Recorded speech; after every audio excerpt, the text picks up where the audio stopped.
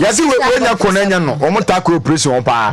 Say boys no ana say mo yes niema no. Awia kete mu akowia unia. Awia kete. Enya na jo. Wasese bibia. Awia gede. Say wona ko ni hu new site bi sa no. Chese uyem si de besia hye ne chese baby a wadwene bedane ade enya ize sa o. Enya ize nti bra kafra pa Ken kafra. E de kafra. Ma kafra. Kafra nya me be ye chama nate. Nti na dia. Onya yi. Ano na chama book content friend akure ke betenenka bi ameka ka oda dia tell say omo ano mo hwe Wontumi TV no mo tie radio no a ene nsan no mo fa mo de mra ene ye hye ho ene ye hu ana mo ye say ene ye lu ko mo fa mo nsan mra Esabo de here. Na uni mobile money bu ha moye. Omo fa san ne mra. Ansa na ntwemo. Ensabo de. Ansa na ntwemo. Wo se kire de kra na ye yo. Na won ntimi ama fa san bode bra. E kire de kra na ye kama. Wo se bu ho na ntimi ama ne san ne ma. NDC fo be ye. That is appear stadium kra to me de my no so be fam. O the only ni no ka fam. Akwabra bonye oh my dear I'm say Ashanti region NDC executives ne so ya dear omunyina ba ye ma ne ye fe Kofi Apalu so me ha omunyina ma ye fe chama uma yeah GCP ana CP ba ura Kwabra Ivo Kwabna Green Street two times presidential candidate for CPP omo executives omo ya de pa man we na ya Ghana na PP anya Ashanti chama uma oni ni nana be oh ina body dey see ya dase ha yonko na ye nimbre enenye ya ma adehye wo kuma wunyina ye meka ono abo ye ko ye kuafo day farmers day na menene pa oh we dey menka bi nse mafume mu yeso ni nyina ye de nya mepe no ye den de anope maboto pa so eja ya ba no de ne ya ba enti ebusua adehye onimonyafo adeje kum DC ene ebusua nyina ene ye fa ye kasafidie iso ya mo nyina ya ko ene hyeden pa we de nyina ye nkafra ina ye nkafra ye wia foko ebetu bofo obokokumawu oh we kwa den kameko wo situation na mezi my situation my head obi kopia na ye na me na so na won kan chen situation no unsa wase wanyare wase de na ye ngano ayo ya God for na wo adawe krase bia ko hospital no na ebisa o say uti to me ya no de say yare de wo hu yare de to me ba at any time ye tie ya e bia ye bedru enim hanu mo na ba se na zo ta hye ntade kesi ntade kesi de say me ye kesi o ba wo ba na be ma o say bo wo ba na be ma opinion wo fia okay sorry na ba sorry Devin sorry ja so bet me asore na me ma bre Krum Hansen Rafa ni anko ade ache commander we is 38 ai Enko abusia fo ya chase ya ba ne ani aba ya ba Dawbo kata udo bedwaso na no peni chini koni sisi ni kocho jona beti na bacho na bakone na poso ne fia hade wo ba hweli tia ye kano OBD ni akrase say obia bedidi amacho ocho yin banka odidi free chine kwadia odidi and so osurano pa de ane no di nka pechire kwanza wow obaso dodam pem kura na eja etwa no yesi awo ho pa awo de se bebia na da be ho de no ana o se yesi no to snow ena ha ne to de esukotia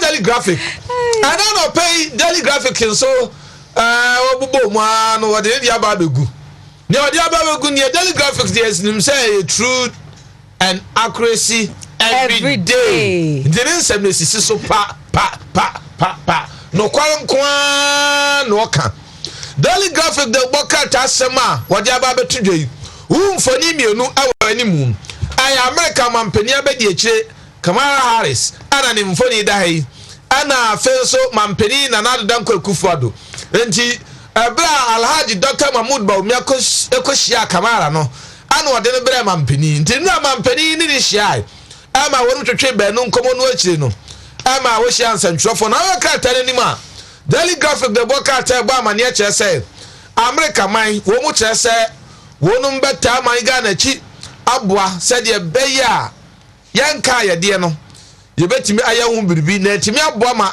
IMF sika ye pe no yensa tumi aka enti woni a man ga na de wonu mu ka no ha ye say no ye tutuka na wo se wonu mu dia wo betimi ayafa ho bia emfaso de egbo ho no wo mbe waye free ho ana se nhihia wonu be ye betimi aboa ma man ga na qualify for IMF no na say wonu ma ye e de aboa man ga na afenso graphic nhihia ye de aboa man ga na nkankro no wonu mu ntwetwe enso eguso no katafeto so dumiensa ewo ho afenso ye se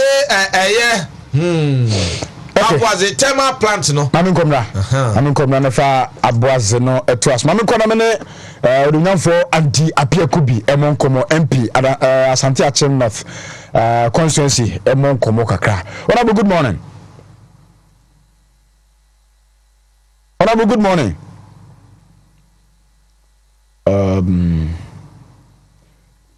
Okay, say freelance. Na to us mami. Yo. Abuaze thermal plant no so judge na ma wadei aboye ya ga trafeto sudi mi ansa kire se age gbu ya I know so o kire se ice produ enti awesome da no ana da we ga trafeto sudi mi ansa ana dia to ayasemu we dey na hwehwe mame amen komra am say nya ona bu ahomanso ona bu good morning. Good morning. Bacha na honamu ya de nyamia do. Ya de nyamia se ba. Wararuma eno anso ma nti asem de. Ana pay. Bacha no pay na wote ye o. I pay na meet you. Oh okay, ahomachi ya.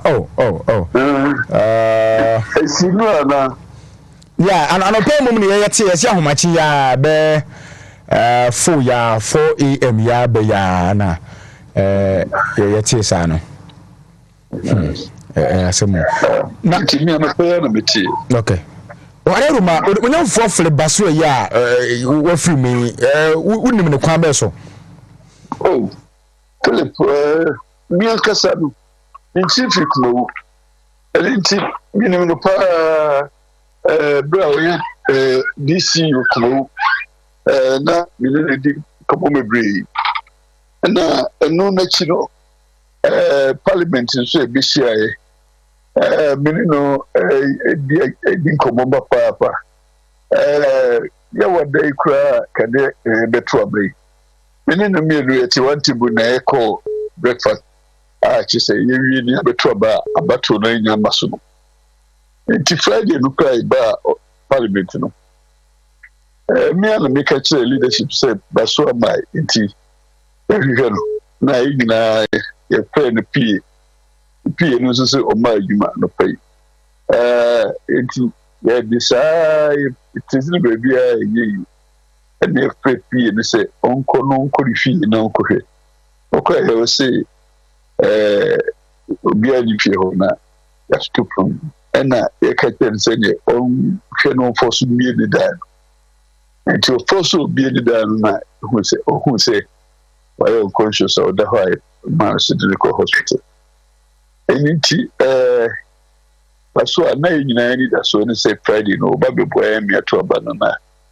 Yeah, pass your ministers and so I probably who here now you spend time say be able to check the cosonia because stress no go through too much. Obia Thursday and then I breakfast and then at parliament throughout the day. Now Wednesday now follow of continental Kobedu.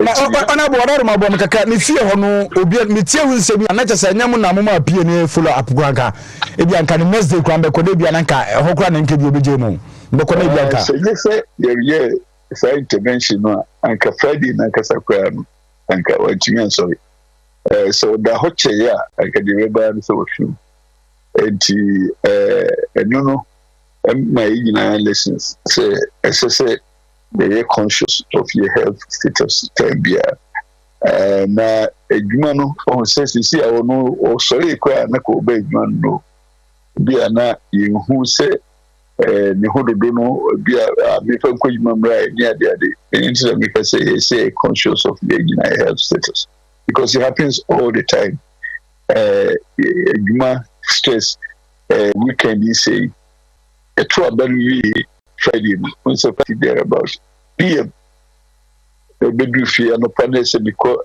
ye bebre o because dem could do brown half sana me say ba because situation ni ade nga maybe anama too much stress so you see you know ya na ye ni say ya na ye yo amount to one person be ho and say life is those and just one more than say former MPs sitting in MP there but it shows you say man very stressful. Okay.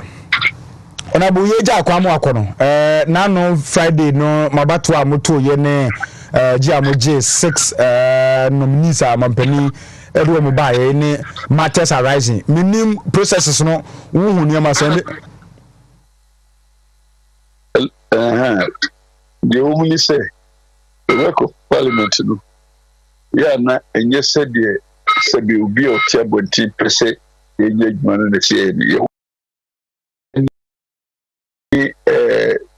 rules of engagement and the rules no say group we say to aba na you penifo bi mo mbe o ma isu na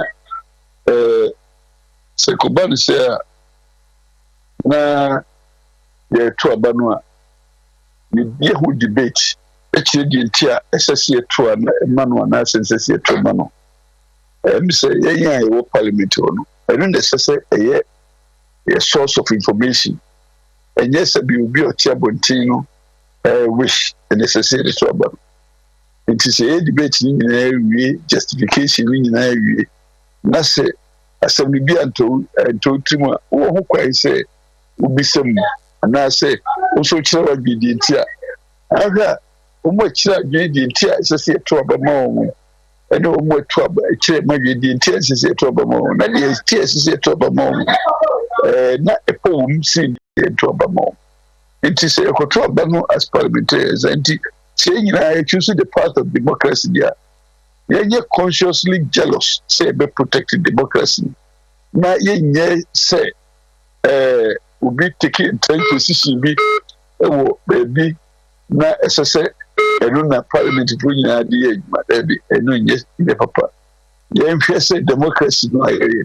Na many you said they say the protecting democracy no I choose to say and democracy no acquire ni say akobase asebi beto parliamentar ya dwine Ghana ho number 1 na fi ya dwine development programs Ghana number 2 after ni dwine yeso so ya constituents number 3 na fi so ya dwine parliament as an institution as you uphold integrity as number 4 now so one kasa right as a member of parliament by law no and also you can we ni na bomu and now the eweduma as a parliamentarian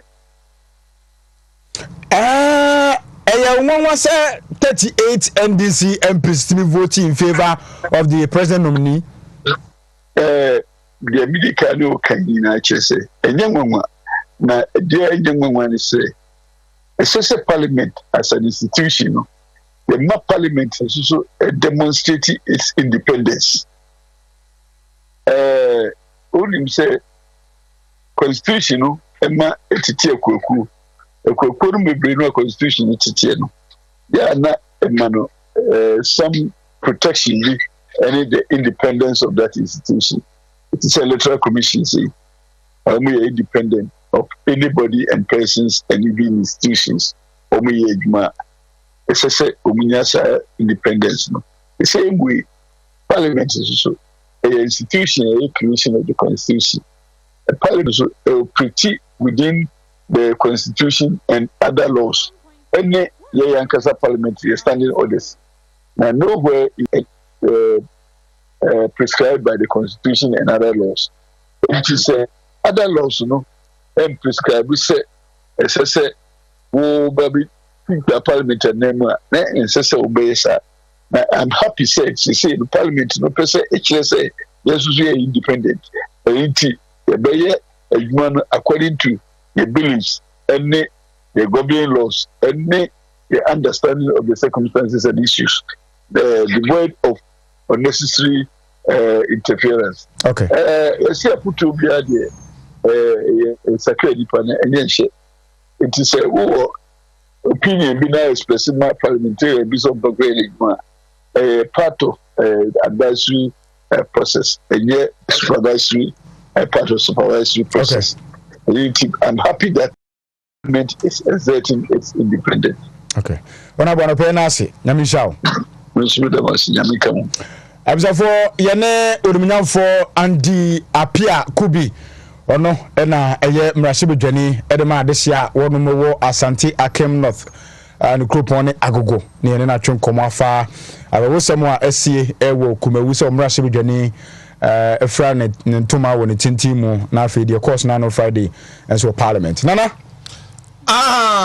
yo ma mentua daily graphic so na mo daily graphic de work atemu enti ma mentua so enko enti yase explosion no esi na no yawada na esi na no yawada no obia mfamu anto de sanse na nya de amanfo ne na nenam ho aninti anam so am ya lusu national grid no be 50 megawatts but nya de abenya sunsanso boni bia voter river authority for pen for mo kanu no penia we deputy na odin semi atuja deputy in charge of engineering and operations Ura Edward Obey Kenzo na edi atuja ndi say de abanisa Edward Obey Kenzo yes ediani bidin ye nuanu mozira mi for Kenzo ya ase nti na okan mi busa so say yanku anim yo ma me ya kata anim a wodi atuja na ja wodi atu nyina no aye Ora George Mreku Duka papa ni di yeme de say George Mreku Duka kata fa to so aduonu awo daily graphic mu ana wodi atuja kire say metropolitan municipal and district assemblies no wonu mo ni nananom nyina nkamom na wo mo ase de be ya quarry site no bebi e papa abo ya paya bo no anko ba se amanfo be kwa akofo mo asase awia wonu mo akwa akotena so de ka na encroachment no aha na se wonu be kwa akodi omudwuma nti nananom ane assembly for nkamom na wonu mo quarry site no ho ban eyade pa ye japade kese man Ghana enti wansem na daily graphic de aba say ye ka say most authoritative newspaper na try say Ghanaian Times do bokrata do a na no pay ye druso e wa ha say na wo hwe krata nanim ho aye mampani na ado danko kufu ado fentem frem nimfo nyini da hono mo na afi USA vice president so ma me Kamala Harris ediwe na obo wo so to boaz power hwe ya on bebia ye free no akoka Kamala Harris na sa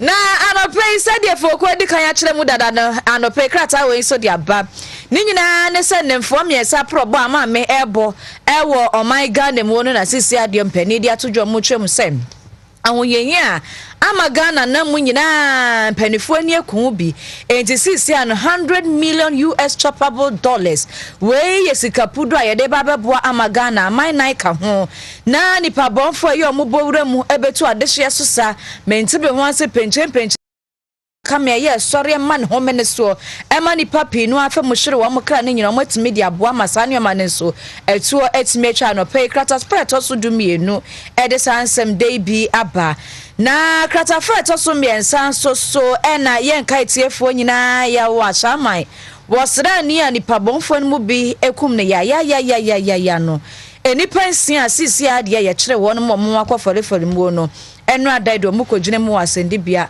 court asan so ahye se wo mo nkotwere aban kukum wa bra hwehwemu no a eguso a ekoso anopei enu so wa hasem ena afei sisi ade USA mai ene Ghana ka abankire mu asomdwe buana no ene mente me ho ase penche wati ho aka me ye man ho mene so no empani fepese omo so ano no omampani na adodan kwakufo adodan kasa nso atune ne mutu e wo kratafa etoso dumienu e wo Ghanaian Times de obokrata ni ma memfa chronicle braso sam no obokrata antros metiefo na ene yemfa enidi wo krata nani mu a ora keslato force nimfoni da ha minority leader no na asemu akata dia ba betu Japan no chese ese NDC parliament ya se reshuffle bi be sim reshuffle bi ba fama bi bebo ne asa omo be nsakamu na nsakamu no kokoko a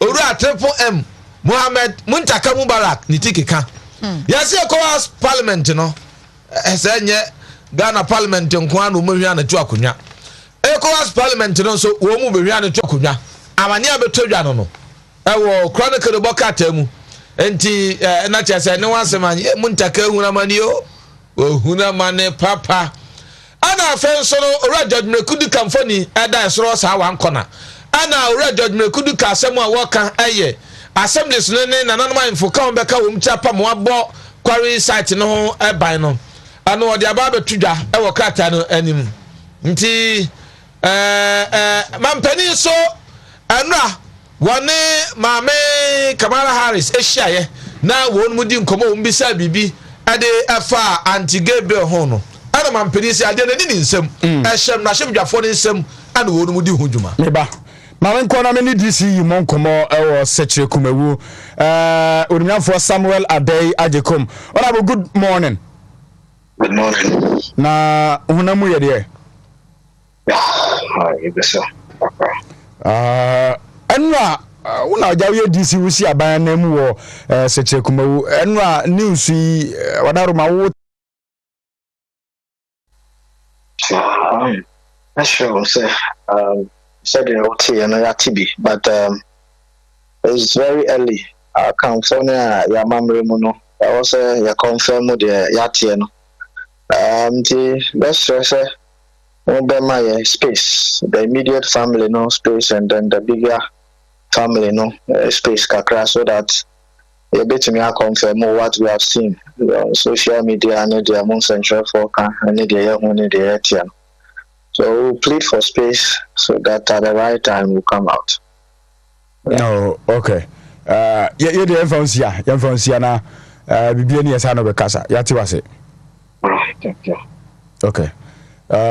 Yene Samuel Adey Ajekom na abonkomo no na said you can ye fancy wana omonso no gather that information that they needed to gather before you know extensively no you know di hon komo na nana ayo na yam trust your chronicle bokata mu said you na chronicle kasa no nti mampeni chese anti-gay bill no on mashebdwafo nsem enti de manga na de hyebesi hu gina bia no ebe adwuma enti ano na wo ho mashebdwafo nso betena se na wonu mabobo ho manga na de yechi yechi yampe ibia yenim yeye na afa chronicle so e dia ba betudwa na chronicle ori animu a Zinato Rollins doctor Zinato Rollins Wontumi se wakai o papa wakai o papa pa no cry but so medical enra na o de betudwa say no papa ba this time anka wasa sankare papa etiasia da Rollins etiasia kane mampeni jeje yenye udemi anka papa da so tiasia anka mashebdwafo ayedom kuma ni nyina da kwabeka se yam kwatoa monkwanto ankosan muti sa abano info ana kokoji tumu kokoto dema mashebdwafo ya joma tumu ka hase ne be ye hi anti ha monkonko hormonsa monkwantoa enti no na aja ma media ba doctors na to Rollins kane mampeni Jerry John Rollins ne ba no ne wasemanyin okay yanko daily guide de Abu-Prah ni moe na second lady ma Miss Amira Baumia ene meburu no mu bi omo gentete ewo university bi no ewo Germany na chese 2023 youth summit ena maame ekokota echira wode to mebunu nyine nim sese oba magana pa na behwento toye ene ne oma pa mampeni na adoda nkokofo ado na ni so ade hunu a wahyehye ede ama mabuna anokwase policies no emu de pa na ya ade so se etumi aboa Ghana mabunu dache anopei eno na wakra so ba na oba betena so a financial discipline or bed discipline your papa eno so akratafa no to so miensa na mame Kamala Harris so de ne wa ha sei sisi ade bosha wa sha magana $100 million no eno ho nsam so so e wa ha sei ena afi ashaman so eni pensia omo akodi nsenseme e wa bambo ko ni nsemfa wo srani a wo hwere ne kra ya no enu ada aloya for sra ya senke be ya nka court mwa na ye ma wo mu bill enso court wampene ya san so de o makwa akotwiri mu a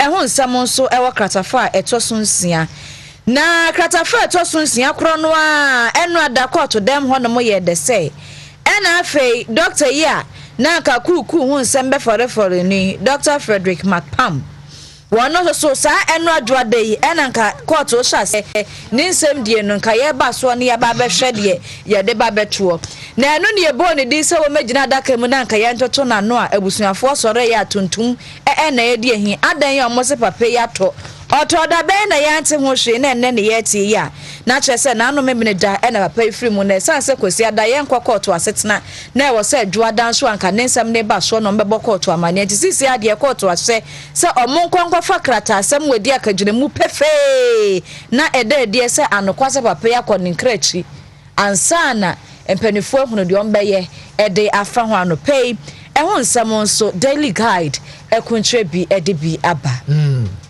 yo na yes Dr. Mahmoud Baumi asama na hihye a wo hihye no nka nipa hey say Ghana card na say match busumi we say 29 phone ena abofra bia ye wo wa ya bia ma ne aye Ghana card na anti enu 31st ne de if 31st ko nyina nti enya sie epu ni ma enya wo epu a na ze Ghana card da ho ya ntwen bronya asane awenkoko nka se papa wu ye eka Ghana card no se sisi na edi kan ba na 15 years ansane watumi aye bi so sure mampani abede hwehwehye ye we ya ya wo to wono mo an ye bi ma wa owu ya na ya tie frem dado ya tie enti boyfriend def abeg you must say okay owu ya na ye hu ya wo so an ye hu so bi so aba system ni tiganya afi na ye copy certificate bia ho asem de aba ade be ha dwen kakra football age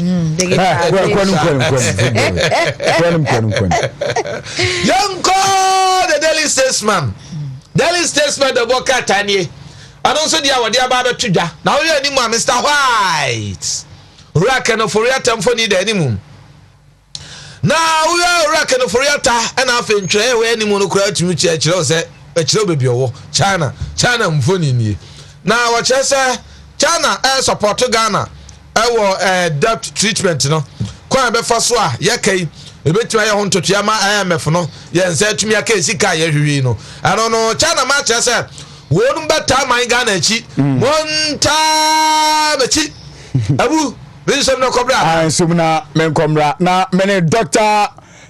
Osei Bonsu Monkomo Enanope senior lecturer at Methodist University na yene no Monkomo dog me pacho me mo ache yeah but I say o da so wa you say mo Valley View right because now no metete say o sacha on takrem kakra okay nti Dr. Osei Bonsu lecturer at Valley View University yene no emo enkomo dog wadaruma ya ti say CDD for wo mo director e dey abatudwa wo so say political parties no any right whatsoever sɛ ombetimi akyerɛ de mbrase bedwafo sese wo moye menim ɛga mo a mo kyerɛkyerɛ amonyesem mu ni ade yemusa sɛ etisa na kwa ben so na intervene the processes of parliamentarians. Yeah, did you make it here for? Yeah, me no be ya dwen say. No ma come ho abom. So mo petumi no mo de abu aman. Yes, am adwene ko bankro mu ti na mo kam ho bom. Enti eba saa no de a enka baabi a obi agina no ho na me bagina. But a kwanya ye be faso a communicate no enne hia pa. To be a party leadership every say our power. No, I say kindergarten teacher. O she classroom no be ana wani kumo da. No mean fasa any political party. Say MPs. Yeah, very to share change of leadership or parliament. MPs in baby say almost all of them. So more obi anu more discuss it. Yes, you are changing leadership. Party chairman and secretary say our power. One more contrast take your own decision. Does it have a significant effect on the political party? Serbia, Maka Serbian T. A bet downplay the activities of the party or not? A bet downplay no pa. Enka did kind of see church in Mijita Mushia. Tinanka Mijidi Senka. Chairman and secretary no any swim who be a film. Think going forward, you know. I'm not better na say. No more bobo near my be who and son on the other 2 abonting. Na I'm pino nam not cutting a bonting say. Gender secretary the character abase munyesi. Into the mode of communication, you know, and as a party no if in the year. Someone yes one year the Chichimba party in the 2024 election. Now face is secret no. The secret no as a move of Babam. Monday no me say one of their deputy general secretary Mustafa also. I on him. No more about sure say almost to a bargain see NDC standing. Primaries, you know, on by disqualify. You see, and you be an our parliament say to a barman because of the party. Obi will a personality. So, who share Obi to say Haruna is a drusu or Tamala.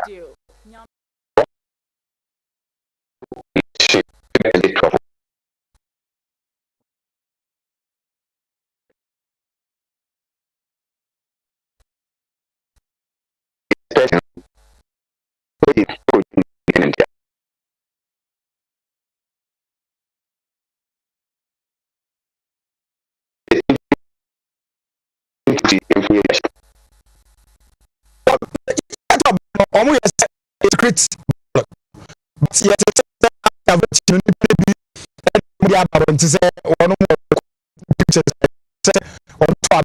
against the president nominees. Menim for says afọ no me gide say nipa bi call say disciplinary committee of parliament and popis asem na nipa mu edifo sa wa sajim no omo ntwe o maso menim we take on that. Oh yes, the etwe o maso muna mo sembra ama amanfo diso na se mo amu mi mra so dia. Okay. Doc, you do besia na yada wase going forward no. You feel say na elections are NDC for prepare mo for parliamentary ni vet because minimum election no would one year the kakra. Yeah, me di mani di achire so yeah ambition no ebi e ko on the post. And ababi also so out to say why party power obi to say ebi if say the same say nipa best 5 and the contesting individually say I'm vetting I'm friends, you know, maybe very highly competitive. And also, Brahma, it depends your democracy, right? It depends the way I'm busy on campaign. So I attend the day, any Sanya Manyamana. Let's say a democracy, a Kabimami Kabinanya Bominami Mobidia. Majority think a BDP democracy. Vice President war America, Mami Harris will come her. Obama Benyamba for the commitment to deepen Ghana's democratic principles. I mean, such a statement to the president. Who should be describing the same? Oh yes, American sitting president and as a vice president, you know. Vice president, yeah. The American say American president and vice president, you know. So be almost too quiet by be a keke. Almost sure said the whole democracy no esiko and san no mabaho. Almost tanko war torn countries. Inti ni kemu ni kwa kwa say the democracy no a deepin. Inti Obama mpenia baswa mijiri se na odibo. Dog enfonsi ya ye be kasa we kire o me da se wonya brama yin. Mechia ose krum fo nya. Ose krum edge so. Abdavo yene penia we kire de e wo Valley View University Dr. Osebunsu na kwansa political parties ni bi eyo. Also parliamentarians no. Nana? Abu.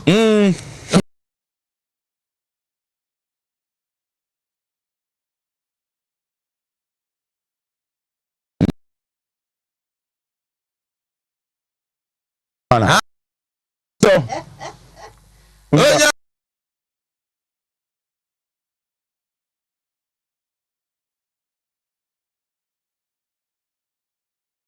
Onyami omo, nana nyami omo, bibiara beye.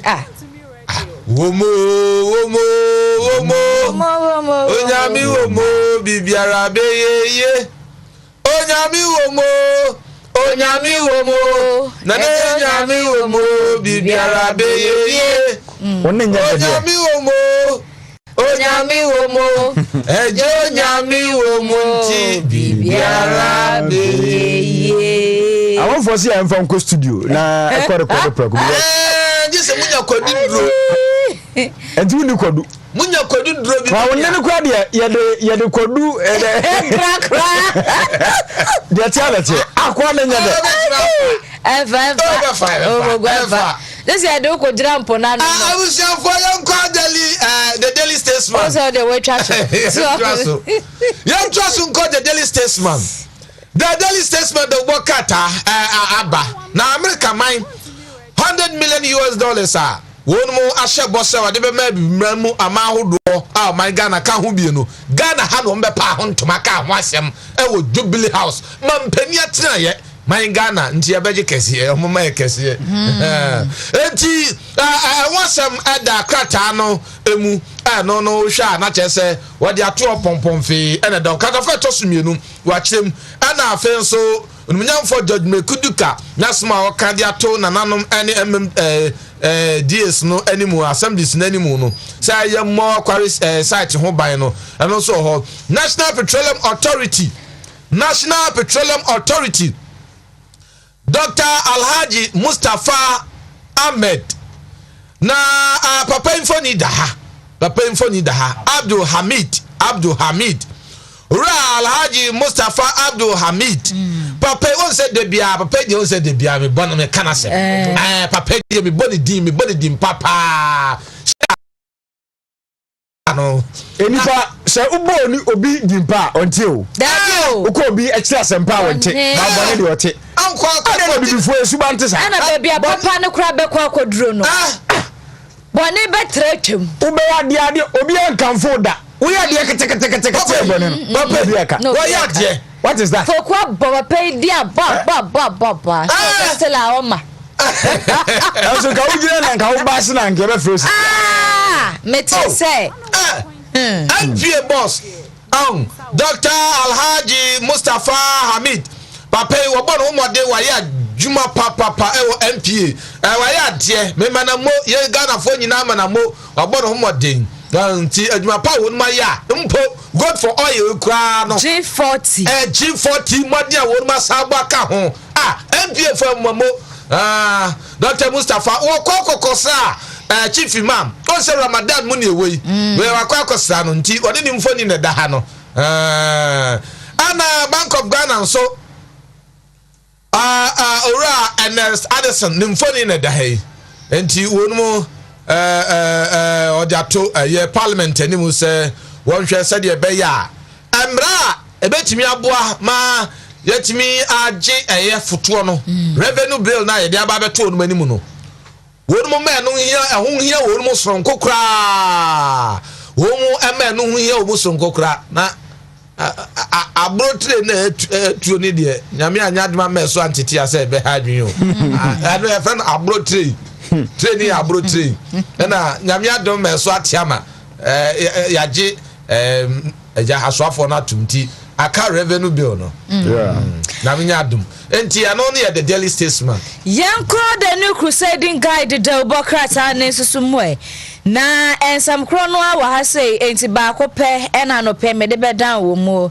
na ensam krono to se me bobo so asisi a China penifo boso masha ma Ghana no a eno no wa ha sei ena afi US nso sika mo de ba beboa amani pa omutu adehye so sa no yakotia no eno nso wo soro ha sei onimonyamfo mreku dukan so se ma odi tu dwafa ensase ya ye paya bo wo so a adehye ni mo bi hwia ena ewia eno nso so bia soro ho no mo pe National Petroleum Authority boss onimonyamfo Abdul Mustafa Hamid nso kwa tu dwa no emisi ya tititi bia ama sisi ade anyom kra ebi tutututo ne sa adamudie kokopie mu ewa mrahye bedwefie wa bra edom kuma na femo omojijiji sika bia ansa na mpanifo a aban ne paaye no omoto abade ama won mo no osesa ansem no se wate bia eye bosere mo kansem nukura bia ni won mo wo ba bia mrahye bedwani bia ni won mo a kwabrane anaso obentene fa sika bi kotua de mano ansa no wokoto aba e de amasoafo bi a yabo ne di bia sansam no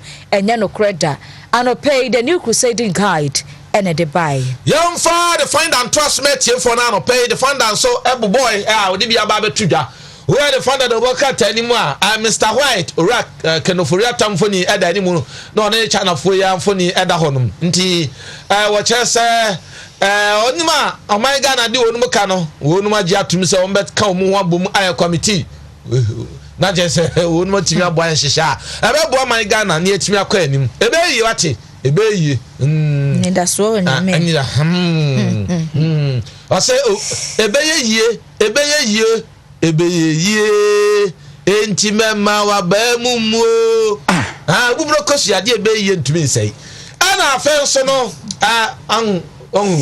nana wiema me ose ni bia kwa akobo posi ni bia sum ama no ko pa eni so tiamra ho saja bambo fomi no nko sa na mo di hwimo ya be den before complete ana fe US wo mo ani my Ghana ensem no se boa wo mo be boa ma chese yetimi a qualify for amafia ana fe so no ora and Addison ono so dia to bank ahodo a wo mo bere no anim se wo mo emfa wo mo recapitalization plans emra na yenhwe kwa be fa so be bom ene na chese ye ba ya ma me kwa asante be kwai na me fanchia emma DJ Tuga o Des FM Des anope bia yetna Tuga Sami Tuga wo hwe ya ne se wo hwe ye ti DJ Obolo Tuga obia bedidi eni o heva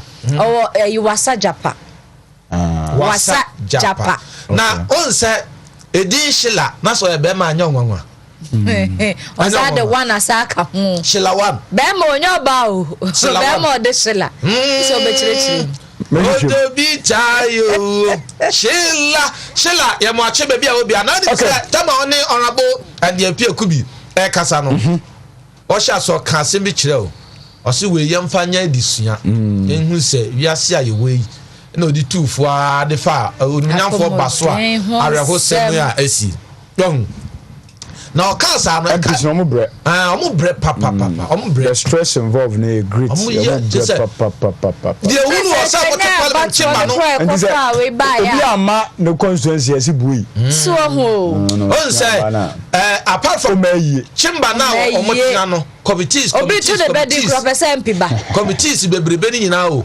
na honorable cast na kai me adwom bi I say metaminia minyano amekuno yenyi ni mfre dwumam minyano amese no odi atobu ase o na ka na nsape mebeko amoni so ate han onipa nye bibia onipa nse hwekra onipa foke onipa nye bibia what a boy what a boy bre super super I'm say super ya furi let me say you say enyum no ne track name ni yesen no track yes sure ti so ho mo me no do ya ho onye sure kra no ay roll on ana wa lavender ya no do ya ho edi pa se she ni pa se anye ni pa ke be ni pa se we ho fa ho ne de ka fa ne ho ena o ma ne constituency ena wonya dai ena wonya bibia eso ne bebia be fa bia social media the pictures this ni pe wansana ya kai no anasa ya ka sempa fa ne ho moti ase de wo modie ne mu nyina ne ya kagu ani mo ase ya kabu ani mtia ne ade enti wei eye fotusem anopei nyina ya fa bi ya fa tutu ya ho Bible say obre ahantanfo ase na oma ahombrase sefo so fasem we nante wiase nwa no wie wiase nyina fasem nante ya kronkro ya kronkro wakani ya chiro esa me fa mo ya so ya chiro nipa anopei wakani ya chiro nipa 101.5 fasem nante ya kronkro wakani ya chiro nipa anopei ya kronkro na ya kronkro wakanye ya chewo Mira se nyamisamo ena blanda omie kwati ba bia kwani mama jamuno mo sabe sombia enye nsira amen amanfo nchamade amen bifuru akwa ube frem asane mumu mo sande mu 50 cedi mama e da me so ye na okan me se na mu pia ube frem asane mumu na me se da me so na okan wasati eba mo sande mu 50 cedis o de tie ka o de biem de obe sende abanso nyankopon hira no eba mo se mo sare a obi be sande mu mumu amen mo sande 50 cedi mama I receive it what de se free suru na how baby free baby oh ina ba free suru o aso de wa ne What's in the banker? I miss I no miss matter that water ka. Oni ma no so de baba. Oni ma no so de baba.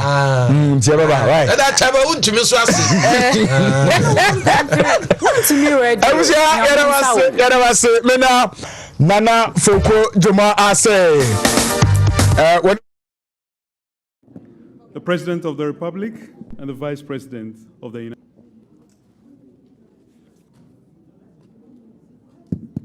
Thank you very much. The President of the Republic of Ghana, the Chief of Staff, Office of the President, and senior officials of the Presidency, Ministers of State, ladies and gentlemen of the press, distinguished guests, good afternoon to you all. This afternoon, we have the pleasure of a visit to Jubilee House by the Vice President of the United States of America, Her Excellency Kamala Harris. Vice President Kamala Harris is on a 3-nation tour of Africa, beginning from Ghana, the heartbeat of the continent.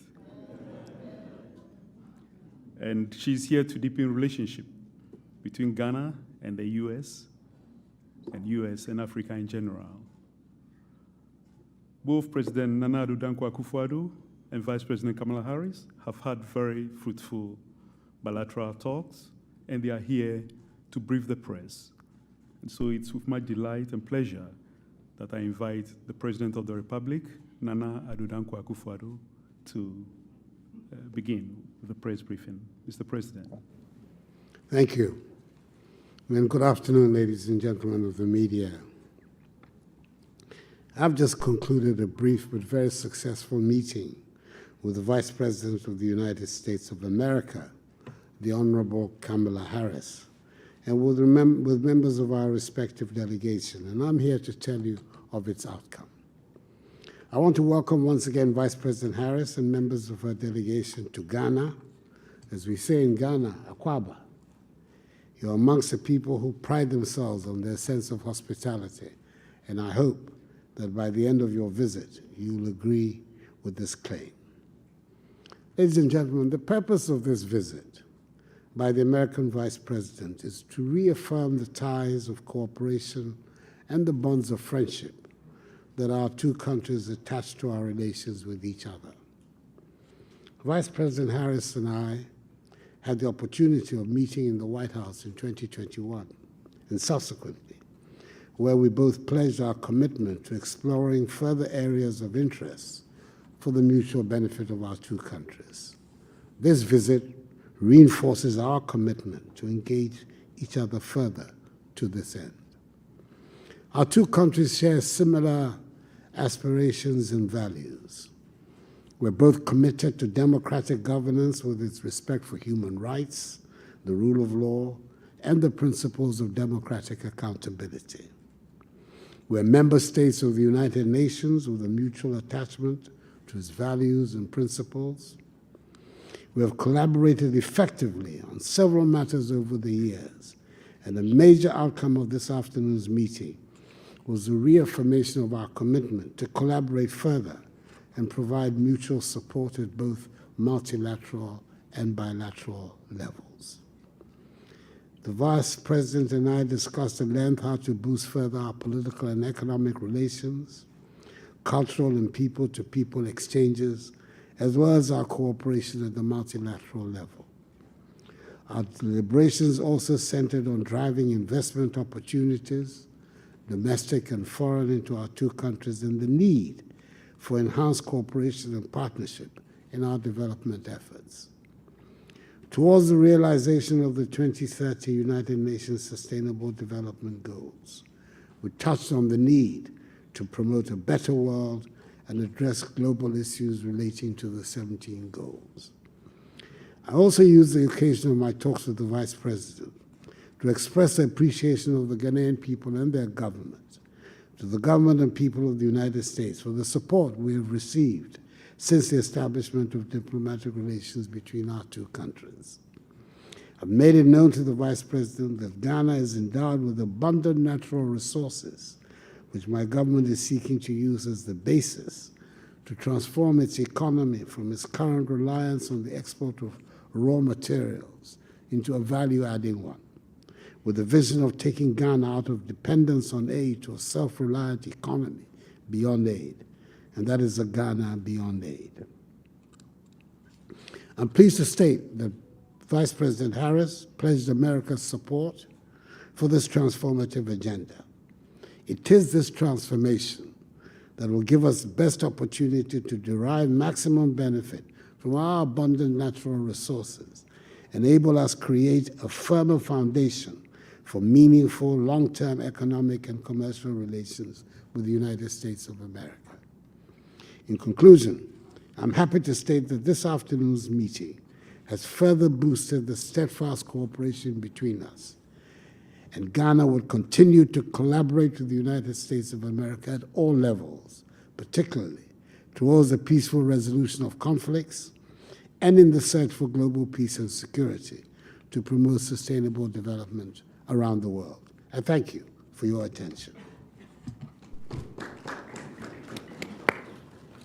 Thank you, President Akufo-Addo. It is wonderful to be in Ghana and to be again with you. As you have mentioned, I was honored to host you at the White House in 2021, and then again to meet with you during the U.S.-Africa Leaders Summit last December, and then to be here today to accept the invitation you so graciously offered that I would visit your beautiful country. So thank you for the warm welcome. President Biden and I have made clear that the United States is strengthening our partnerships across the continent of Africa. And we are guided not by what we can do for Africa, but what we can do with Africa and our African partners on this continent. African nations such as Ghana play a critical role in a number of global issues, whether it be the issue of food security, the climate crisis, or resilient supply chains. African voices, including that of Ghana, are critical to global peace and security, including the defense of the United Nations Charter, and African ingenuity and innovation, I am certain, will shape the future of the world. As I begin this week-long visit across the continent, it is wonderful to start here in Ghana. Mr. President, under your leadership, Ghana has been a beacon of democracy and a contributor to global peace and security. Your leadership in particular and personal engagement has strengthened the ties between the diaspora and the continent of Africa. And President Joe Biden and I are grateful to have you as a partner. Our countries share a long history, our people share a long history. As you have mentioned and we have discussed, in 1957, when Ghana gained independence, your nation inspired millions of Americans and millions more around the world. Martin Luther King Jr.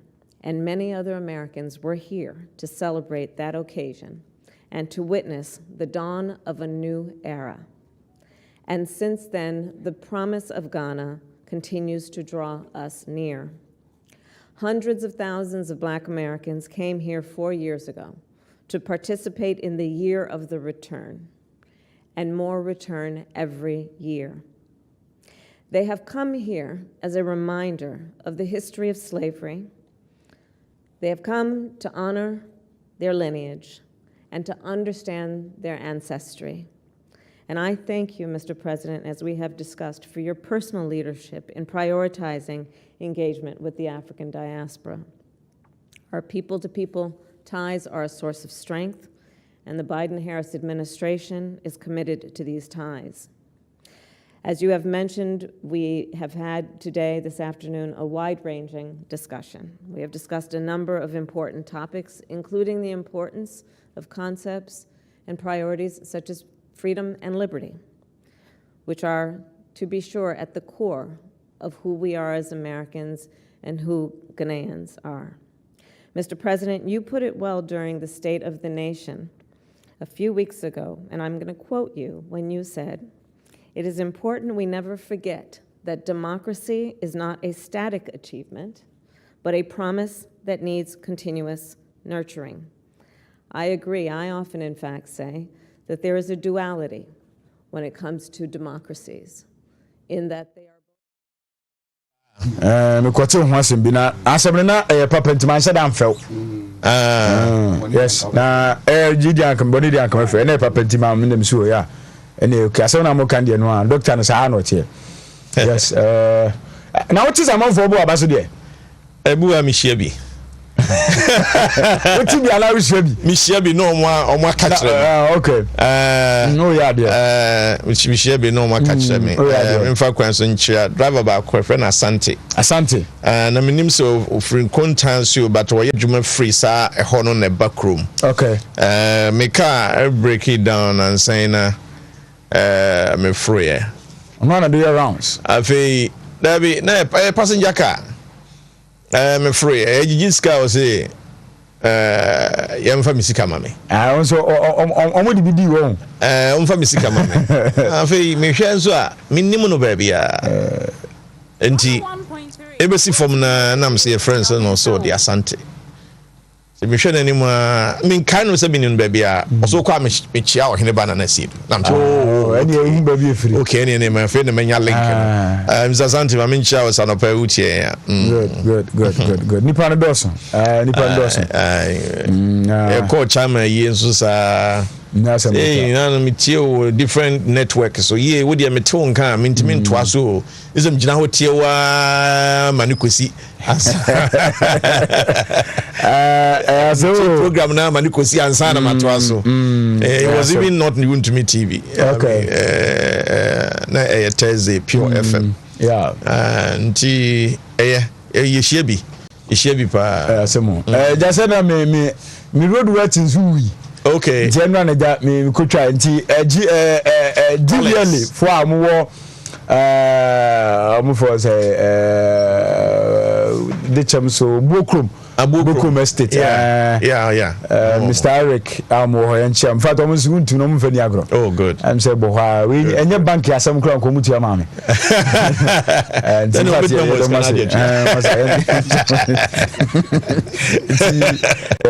mfa to musu mfa dwuma de ni agro me show. Mr. Kom.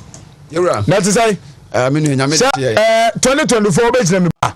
Gidi. Nyame de che ya. So tutu ni emeye. Yeguso. Why you campaign managers there? Ye be ba. Ya na de maka ho. So na we lead media. Nti team ni nyina nti busumi bia no 4 time and 5 time ni say. Na bu jim sika sisi me nu ano.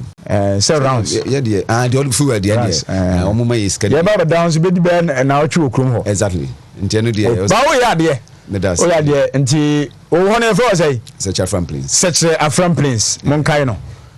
O ye juma pa. Pese yesum. Obosom. Na wa wani tu ya de atu ye na de ya nti asem de. Ye beba ho. Na wo ye beba ho.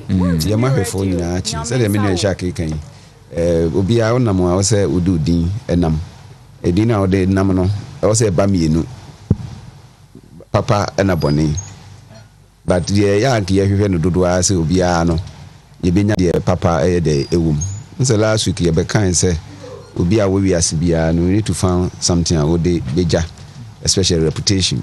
Nti ye nyina no dwumadi a ye die a ye so nkrofo hu na omoboy abaso o mhye nkunan me so Sunday na mbebe pi mo chama ho me be na moko Saturday me monitor na mo da mo me hu se wo ya announcement kama pa maso woni foku mo ya de nti dia me kan ya etifaso went nyahwe mo abre bi kwa ne bi nso aba mo som bi abesum bi abenya ho mfaso yanso ye duru ho saa muni ne de ye ho physical ne de ye ho physical ni nyina ye nkuna nhye mo hu ye ahwehwe mu a na mo hu ye ni kan so na mo ni age party ma no so bebre boy abaso enya abaso bo ne se sika abaso bo no ma wani atimi gina kama ma otimi ye ne ye wo ntiabu mo so se da mo ye nyina nkrofo hwe mo nkoso anya dwuma so na mo nya ne ye papa won ka je party for so mo hwe on be hwe mo abam for mo hwe and ye nyina ye asem a na chama won timi ntua ye kasa ne nsan fo mo party no bra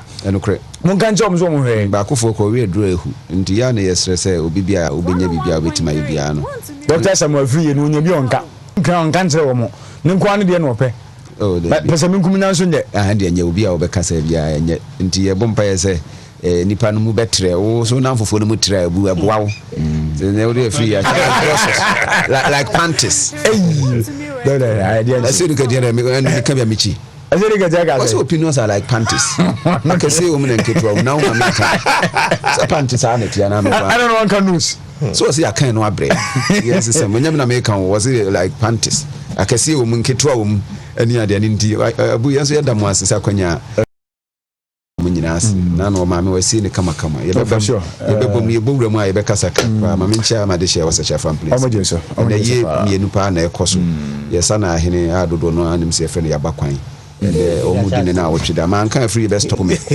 na me ya ketwa ba ko so e fe no okay ono so na wotwida no ekoso dina na dan kwa dwam na dwubisan na ni abrepa ne sana ahene ne omudine na wotwida ye ni dura e beko na ya kwa akosum na no so nse na me na manyiro fi ho remu a meka nse bibra fa ho na mponsa tin kakabo ne ja se de bia de wo kan se kwan to aba wo na se ye niska de be ye kwan no a we have other means a abu ye betima ye me ko ade ba ko a omo de bometri so pa ye network because they say digitalization a ye kan a bebre fi se ase MPP ba ye nya hwe no omo so mutimi nya network no kwa no omo kwan ne me ye ya omo ani so omo ya ka just transform on be connect se ne be ya power no call for a betimi aso no yes ndi we ma me osra unim se me amade no mesre so a wo ye ma me communication no me say me so me boa wo ho bebre wo digitization into the wadaro mama amade share was such a from prince me dey two animo de wire duro no ye ni so bra be wi maye na almost ni kwan kura at least bit my join the mainstream government activities some to forms obi person will join employment here by ya and you start me on person me online now ni network ya had me teacher for the complain kese atmen so me nya no kwan kura o mo akatua o mo makuma se maji because of interoperability ya ye shisha ni nyina obebre fi se aban no enye ehwe no o mo nim hu mfa so de o mo ani so tie bo de ye nya nwura mu nti o de enchia ne ye chia ma ko nyina nso mamema Dr. Nsoko Aba Dr. Samuel Friye uko KSU na no metwamu wo ho na mi wura ntra so na mu se ma wi obi didi nkomo na me se de buso me se omunnim doctor se na ho ne nim no school ha aso me de ma me se ho ne nim no school ha dog aso me ne school ho ene di em se why so hine ba na ke se o pese ubu mi nem de mi mu nem umu mi nem asa mi nko uni makra na me ko ya minim hoso minim obia ba mi ana minim no but mi nya kwan won frɛ mi ntimi so me nko doctor say chebro be ko anu nko oh la bi so no nam highway mi so nam low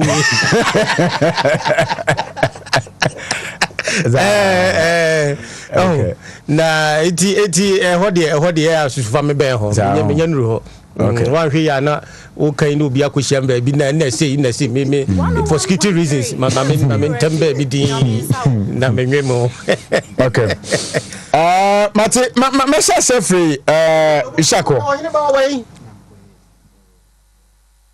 Ohineba, why is the geographical location of Ohineba? Leave. I will leave. What kind of simple? So I say leave. We will leave. Why? Leave. And the baby should be a baby. Baby should be a baby. Why? Na baby should be now. Oh no, you know, baby. Okay, so what's a mechia? Papa bi am kuhye na yas me nim no e say dem ka ya o friend no ya ofusu owo ayi ba ase ayi bi wo ayi ni wo onwe okay ejesu onwe Dr. General Punjo kuma pese aso ya hona me koy na mi sia no so in Kranza kutwi hona wo ti me chia opa opani me chia na nti there for now no de me mfa yie bi ama ni yie bi ase okay mati my answer is 8:45 na me call Dr. Ishak Chibube hona me no say I will bring discipline back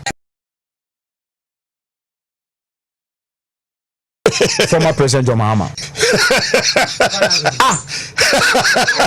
Now I say no.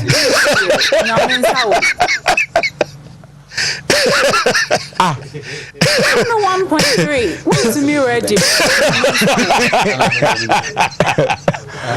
Why John Mahama? 1.3. Wontumi ready. Nyame nsawo. The contest no one to answer say that. 1.3. Wontumi ready. Nyame. Is it not possible? John Mahama. Why John Mahama? The question might be the party because of interview. He's talking about the country. Okay. He's talking about the country, not the party. Oh, sir. Wedding young boys. Yeah, now be try. Who not conquering Casse? Wedding young boys. You boys are much of a I was a Messeman to be a professor. Hey, John. Ready Yankupo. Yo, medase. Sisi abase amanyosem ni mpempen so no emu epeja 2023 ni ewo mu no. Na ifrumu se ya na ye de kɔ na ye de akura 2024 mu. Na fe ye de atoa so. Now, let me first of all quote Economic Intelligence Unit. Okay. Economic Intelligence Unit, I think, if my memory serves me, Ruby, are over 65 years of existence. Omo ehwe on my mind, omo sikasem, any chaka eda, omo amanyosem, Ukraine. And I said Russia war in Ukraine, not am I. And our project is 2024 NDC will win election 2024. Yes. On condition, say presidential candidates na NDC for Edini Bebano or a new person on yet former President John Dramani Mahama. Abu-Prah community. Enti omo projecting in favor of the National Democratic Congress winning election 2024. But womo ezu say sisu dua say the former President John Dramani Mahama ebelidi NDC say ye hwimdi NDC belusu. Enti womo sisi womo aso ewo John Dramani Mahama, His Excellency hono. Mehunu say breaking the eight. You know, it's not just a slogan. Okay. See a kajagum kakrania yiri ho na ye bomodia near Saturday. Dr. Mahmoud Bawumia said dear Nimodia. I mean, who how are breaking the eight and possible because Odi Mahmoud Bawumia jina nifa. Odi yera John Dramani Mahama ejina bunkum. There is no way majority enter Mahmoud Bawumia. Majority no enter Mahmoud Bawumia. Sure. Yanonti NDC as I say woman who say anka 2024 anka woman hope. Kananga hope name yera John Dramani Mahama woman say they sealed some of the neighbor. Dr. Kwabrado for you. When him the oh yeah. Me anka sa me papa. For example, papa the do for ntino. But no na can't ask mu yanka ni bi on come in say. E di entra. If we say why governor central bank, why finance minister. Now, oko time why finance minister na under Professor Milson. You didn't hear single digit inflation for over 1 year. I think 1 year single digit on nsako bo sika say mu okoye deal bi ye ma yezenka on the bank ya jirga ya and they say others ning na also jirga but it is one of his lot of his businesses or insurance companies and all of that. I mean even media houses or what you say. So he's an astute businessman and Abu-Prah kama na me de da bia no me hu ne say politics there a different industry. So obi di wani mu kan ya ya na edro bia ya na ayedin. So former President Rawlings ni season e buy ono na chi na Professor Mills enso season e buy ono na chi na yera John Dramani Mahama nso ni season e buy. So it is like that. We have also found it similarly. Okay.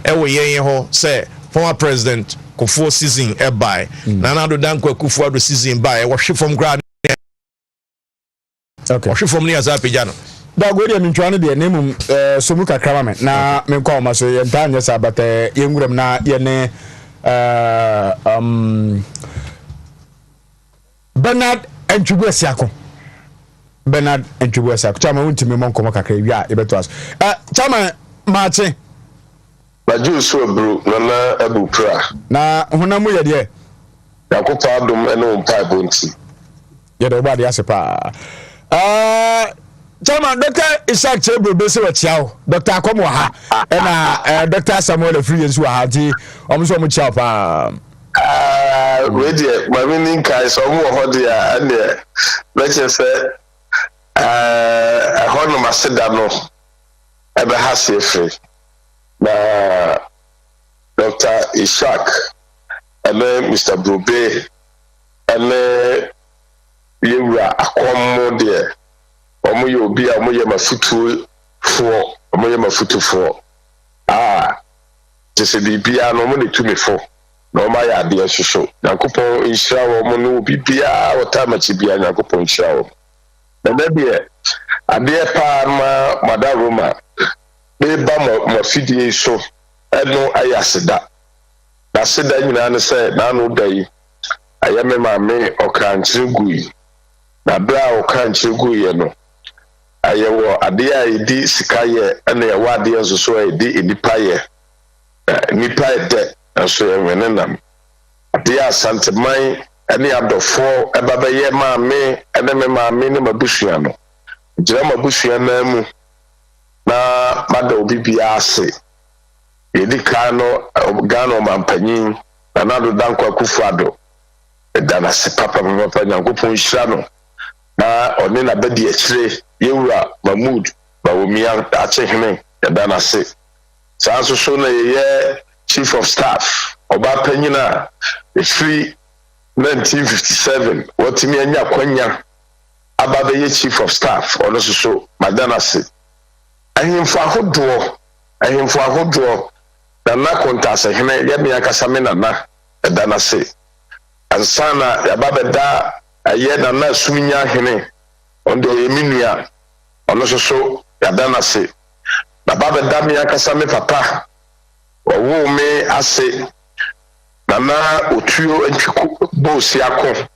asoso na na bona hene asoso ya dana se sanso na masa da me papa odo asa ye me mentor na nan kansa bodu aye boafo aye agrek enzima hene asoso medana se na afi mabeda national chairman national executive ase mabeda regional party ase mada aye member NDC force so a omo baaye no asoso bebeja me no yada o mase na nakwasi onu dom no regional executive nyina madam ase minia ya bempe former NDC chairman aso madana se afi obi dia oba obi a mafuma fidie so na madam ase na nana nipai ada edawo no adana so na osase esese ubewu anya sa na ne masade besia tumanimu a na sisi a me no kase me bono papa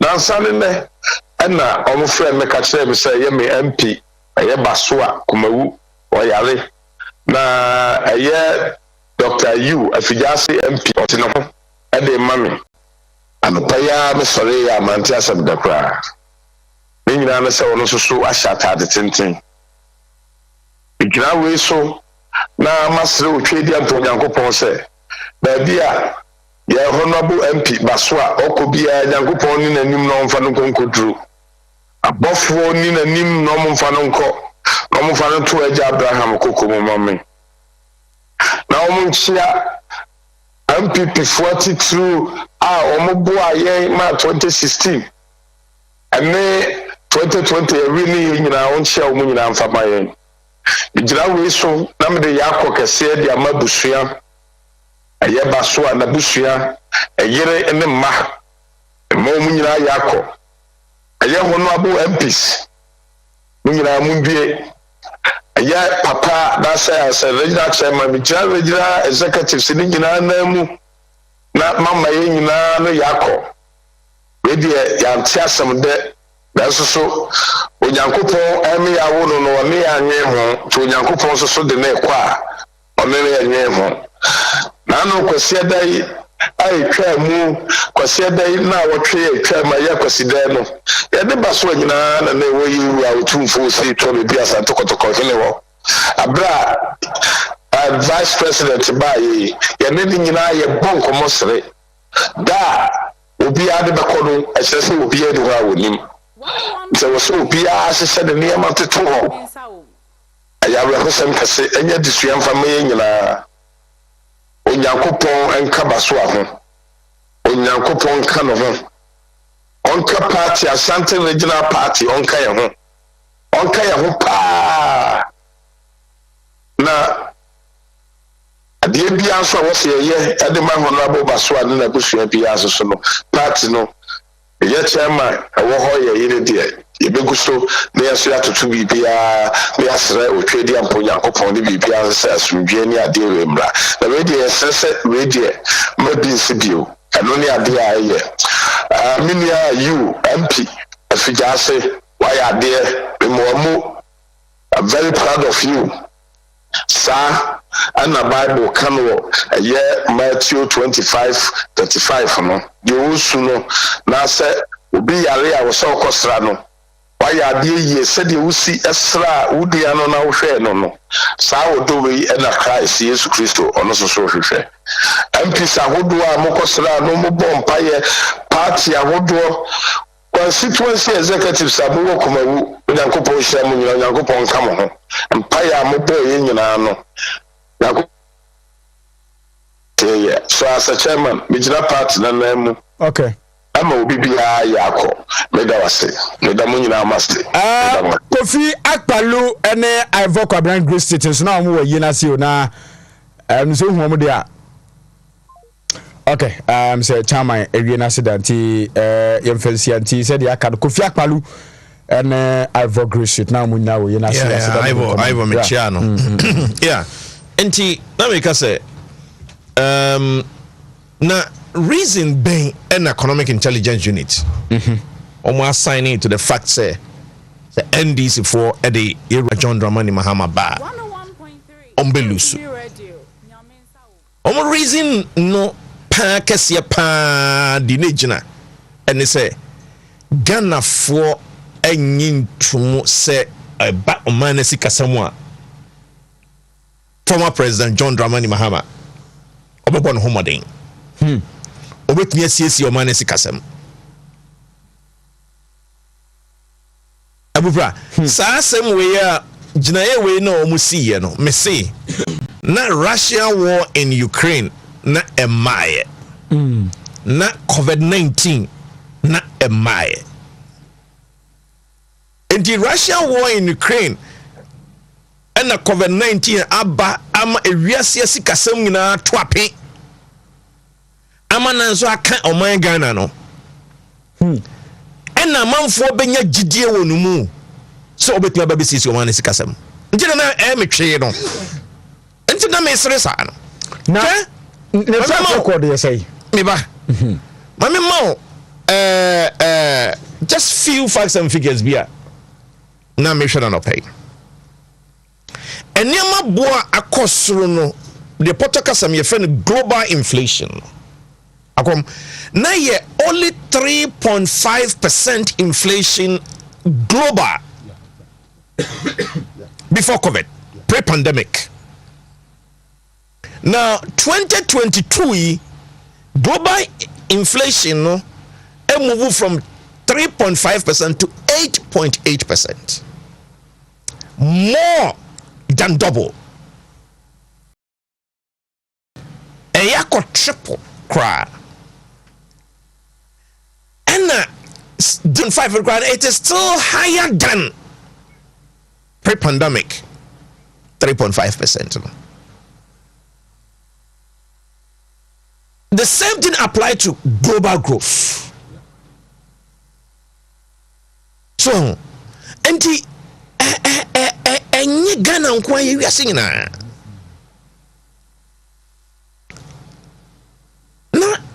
obi yenya gidia mo akoto aba mo obi so no ma mesiesia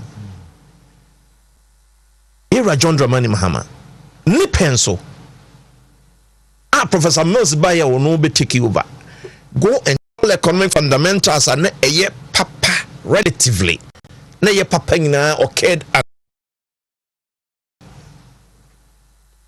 now change over ne baye no mo koye election 2012 Ayera John Dramani Mahama next as president aye TC 2020 2014 2015 until say ye be IMF conversation in 2015 na de be 2016 and sana fundamentals in say essa your growth rate hit 14%.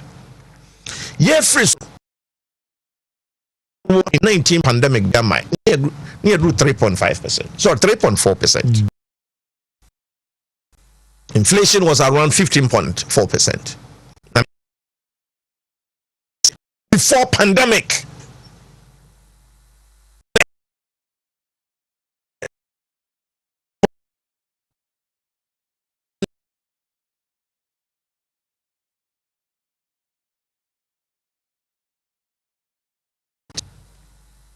Abu-Prah on na 15.5%. It's always important say yeah analysis na be share pre-pandemic emra na asem kase bia nsi wo wiase every say one fire na mama me wramu a untimi ntiase samre babia edrusisia.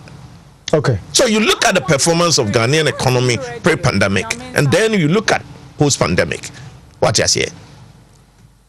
Enti Usha Ghana and Sukranzo ye growth na post-pandemic world are revising it downwards this year from around 3.4 3.2% and they about 2.9%. It's the Ghana expecting the growth to be around 2.8%. Let's just say Ghana the the target and say and the areas and the match here. So okay, share banking sector. Papa Kufodi Jawomo, and it's very important institution or industry when it comes to economic management. Yeah. Nipenso and the microfinance institutions has is collapse. Exactly. Now, Omuamu Koko Jina or friend is saying Parliament. As some kind say Bank of Ghana and the ancient financial institutions no. Banking Ketwa Adantemoni Akaseno and the the question I busa say now when I president of Ghana. Again yeah.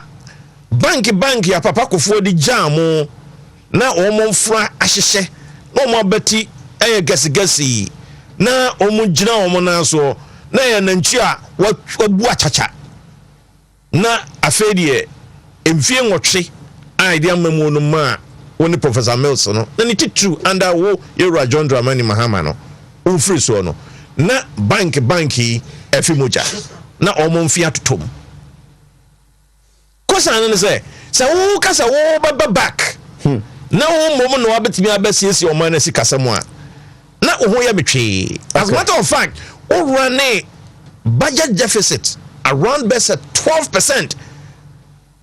Sika ye demand bro so enam so ntima ye bo bosia akese no around 12%. And let me emphasize the point. Na Russian war in Ukraine be any ho. Na COVID-19 be amai. And I run a budget deficit that way. Okay. Your public debt.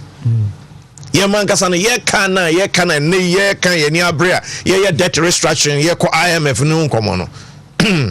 Omo manage ni saying. Over find a single digit. 9.5 billion. Oko no do 122.3 billion. Over find a single digit. 9.5 percentage wise. 9.5%, 9.5 billion in real terms. Level of debt, yeah. Amount na nkasa no na 9.5 billion. Okono now they drew 3 digit 122.3 billion. Now una bet me asesi o mai. Na so bet me asesi e ko mama Abu. Ye musa ye ho se emra wote abontin adwenkyere ben. That is what Nana Kami Bebusa. Yes. What's your bontia? What daji? Set tepenum na wo ho. Atoforcing no more. Dr. Kabnado Fonum. Dr. Kabnado Fonum ho. Isaac Adongo no more. Fifi Fiave Kwete. No more. Adwenkyere ben kan ba ko pekere me. Baako say kan baako.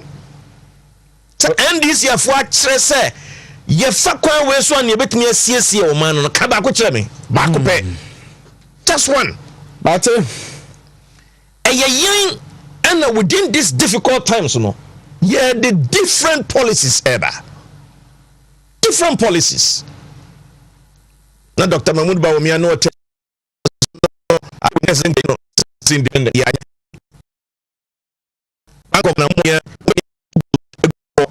for your billion every year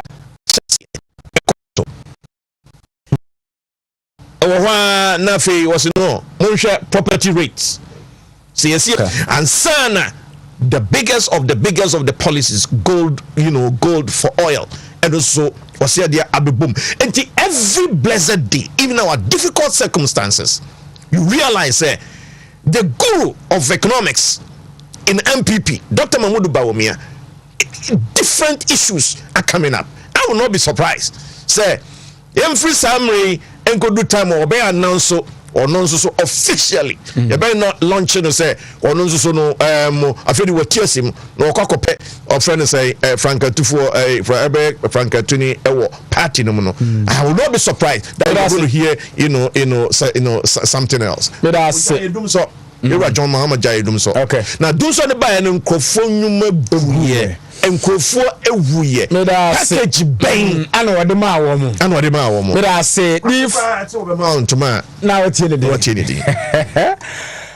any better hopeful for the National Democratic Congress and they say John Dramani Mahama has promised to bring the country back on its toes if he is elected in 2024. He said he will do away with woeful spending and bring discipline into Ghana's finances should he get the mandate to lead the country again. According to him, the government has demonstrated that it is incapable of running affairs for which he is launching another bid to become the NDC candidate in 2024. Akom Abu transformation member 2024 Yisika Sembijina na I kama former President Mahama asomo nto aba no no we dey any nko nyai cause yesi kwano so a ye dada na menti we nti na me ka say sa nti dia ene onja so tia because kwano yesi so a ye ho adwuma dada nti o ma ye ntoa so na o mo ye chidom ba sa me dey fisi o chia mo sa da pani no ni birthday ye man birthday sa me ye chia ye ni anom ye dey ya ye ni anom ye nti say mo amose about 20 mahu MP crash obi amoncha no ye no be chia bia nso mo ba cha ma ye ase enti ya mo ma ni nyina so abese mo ntunufu abu ma enko ya ni we dey said the cha ma edin kada ase dey na chese ye wie ho no na fa ba bia me kan kese ansa na maba manim ye de ato ye sekire kumawu ene ne mpotemu ho nyina me kan sekire na ye ya ye free kumawu ene ne mpotemu ho de ade ato ye nipa me ankasa as a person me ni papa no ewa yonkofa efri tete abu nze papa me na na kira de wa asante achima gugu that time baba bia me ni to duase aye to dame okay because you see nya efri kuma oni aye nuanom no agugu state na namzo PTC agugu ho okay nti yapon aye nyina at New Town aja teacher for agugu New Town hona na me nete ye ba na ye to ye dame ene nyame ya adum a obenya akwanya besom wo sekire east that time afijase onya ya unze me so na manage ball ho ene odi mani mo de me koma kim face a me hona na me di magro that time na de odi mani me ye akwa organizer yeah abudie amano no pay mabotum ekwanya me ne no ahia ne mo a oyeso obeboa me okay nti ade atomani ato kumawu ani ato sekire man nyina ani ti se de chama kan party nso so ye ni abre no papa ya nhwe se ha ne de ba bedu last week ne no betena ha na format of MP ye be kan ne dia fufu antrata ye ni panim honorable exactly a week today ne betena me ne shak ne me free ya ne wa nti we de ye be ma party ni nyina yakọ ye be ma Ghana nyina nso so yakọ kumawufo omo hwe me anopai me se ne ho be ye butubutu ni nyina ko be wie se dane se boa ye be dane eja nti ye be koye ni me be wi ana me full remarks me be bana ye ntinsi the former president Dramani Mahama kan se oba economy ni nyama tete abansem no be ba be ye ni ye nsem ni mi se aye tia ye de hu ni se ye bohye na e bonso de wo sha na ye de ade ne man wo ntima anya obetima ka se o me hye bon that is why I dey be am ka se ye mfa this time no me diagro if you see ye hu bi pen ɛna hu bi penso na boasre wa ogye ne ba na wayi nani ato nkyɛn wanhwe ya na anoma bia bɛbɔ ne mfrechi ɛna wɔnyɛ nipa foforo da bia me platform bia na me kan crofo ntimase sɛ wado ba his excellency okasi yenso no hwenam si yes so we compare ne said the former president person be binary compare time and Nana Danko Akufo-Addo ba comparing apples to mangoes because that time no ma ye hu mode ma obebo en wo ba enso so no untimi nkasa Nana Danko Akufo-Addo abedi Ghana fo hwemo ya ne ye kan say ma kan several times on many platforms say that chi bia ye beto no bo fi say di see Ghana ha no em say nyame na prepare no for say obeba beji ye si ho say na ye NDC for breso azabrinki enim kayade ebo anu makoko ne kone no se bi ne boy ya azabrinki yesi no but ye beda nyame ase se brebia nyame prepare obi de no emaye unya akwanya from the minister level obey the vice president and also obey half president and son obey full president all issues were by nyina na iwe ni asem ufa Ghana cry a governance structure now will be a vice president and when it comes to the economy said that bia ya sorry ya Dr. Mahmoud Bawumia Basuya when so ne see you enti na ekowie ya Ghana for say there be ento aba emaw if you say wo ba ye no na ba bi o mampani dada akofo true papa mas be fire o jama wo no na nyese na Ghana ye nim netie na ye nuanu am ye MPP for ni Ghana for asato mo to abeti aye in 2008 no we no ye ade a be ye asuade ama ye pa biem say abatu bi aye betu bia no o se ye tase ne se besipa ne koni aba ye tase de o wani ye tase ne benyansem da bia me ko platforms o me ka chen crofo say politics aye o Ghana ha no akwasi asi apem akase ye be ye ho aduro say promise say me ba me ye sei no de obi aka bia no obi aka bi da but ye da so ti ABC enye nyame na ya adom said the American na MPP ba 2017 fi se no ma na tete apansam 2016 ene ye beji si ho a kata ma covid ba ye sabre nka nim ba bia ya kwa kuduru na obi anim ba bia na e free ba that is why I say ye can say ye compare records am ni ya hwe time MPP fa abanwa no ba bia na ye wo in 2017 na niema hodo agu akwam they say the Ghana for also mubo ye chidom ye ya na say be consolidate the gains and the good policies here Nana Danko Akufo-Addo and his excellency the vice president Dr. Mahmoud Bawumia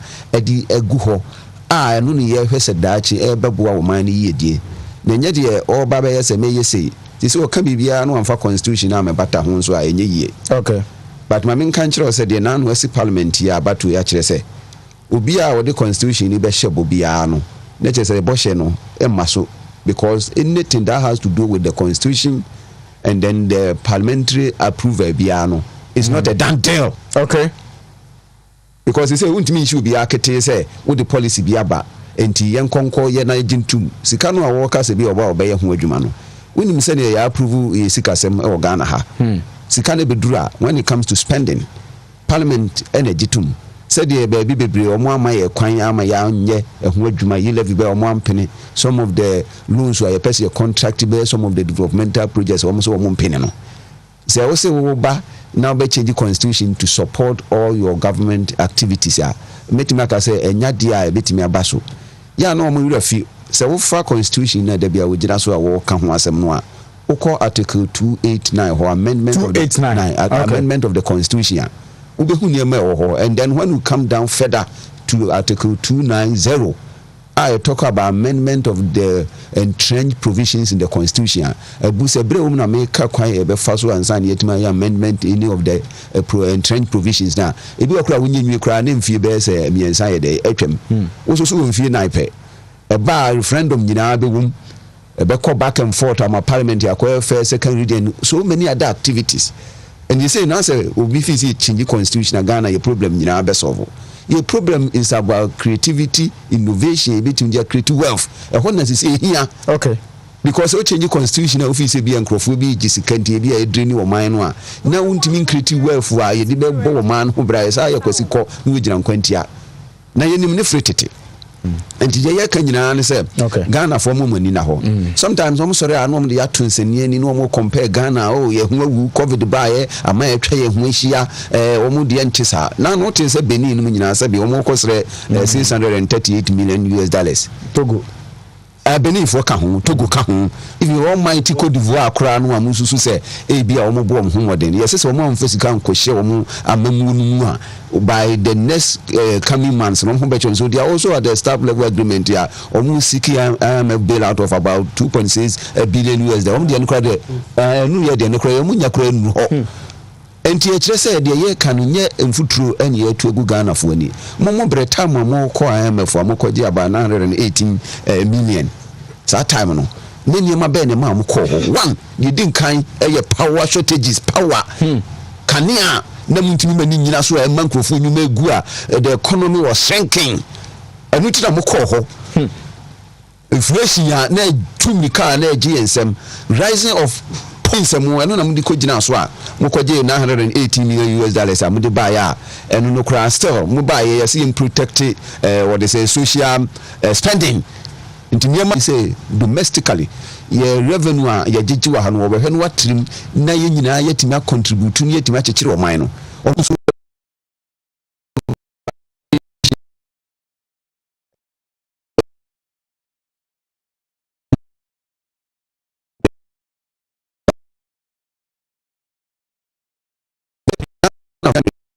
na the over the that about my influence of that be am trend so pants we be this bin and they are revival you na na MPP at least in can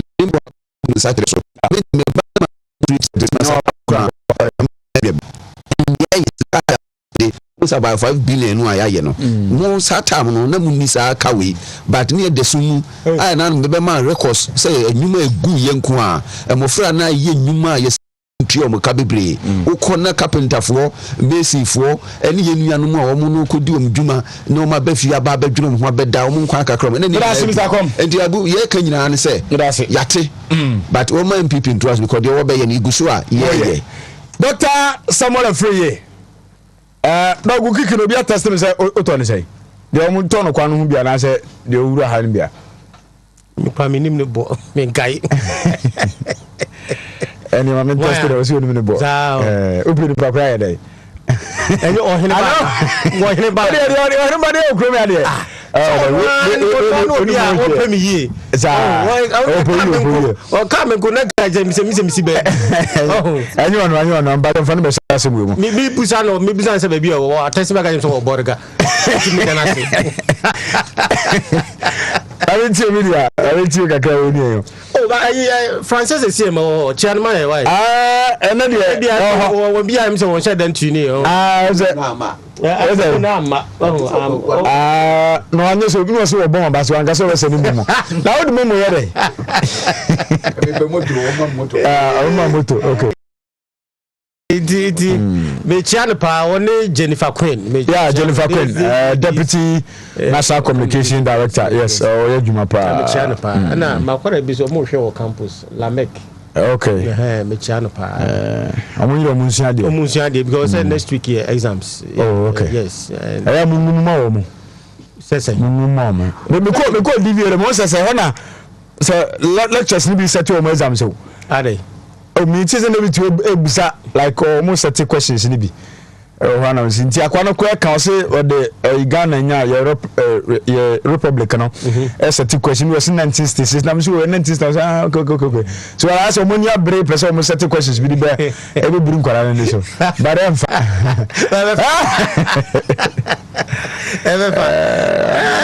yanko enim na yentie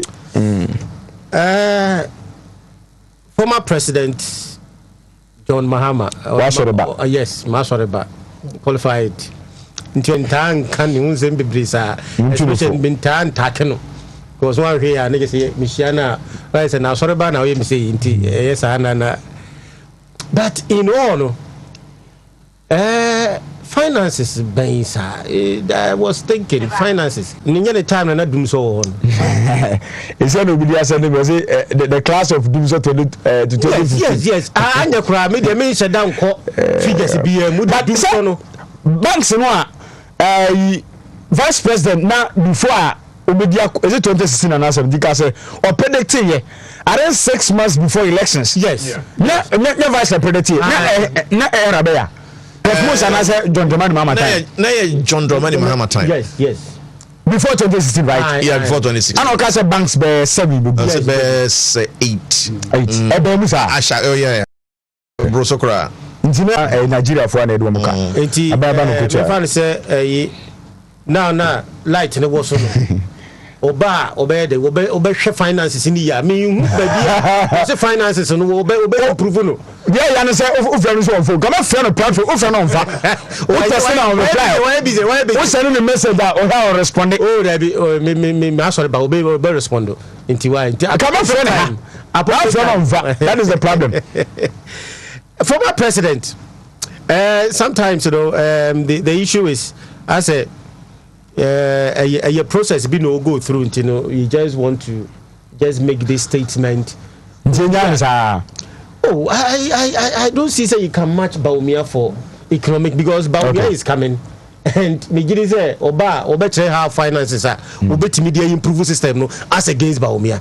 That is where the issue is. You say then they say internal matters no need them political and this in that say yeah so into and Baumia is obey or we need we are na Baumia so we then no wa be try kwan a wo be fa so a obey improve the finances of the country and no pa ni me key issue na there atwa no there because say no ka say finances be na doctor yanyini at the first place yes you need to say obetuma ye kwa at the first place asa na man zaman bit no Mahama should come out with and because say no you fit be confused branding meaning say o ka asema obi enimu dada na o ka asema obese ni pasa ajiwudi no and that is where the issue is. Who is the new Mahama and why should I trust the new Mahama?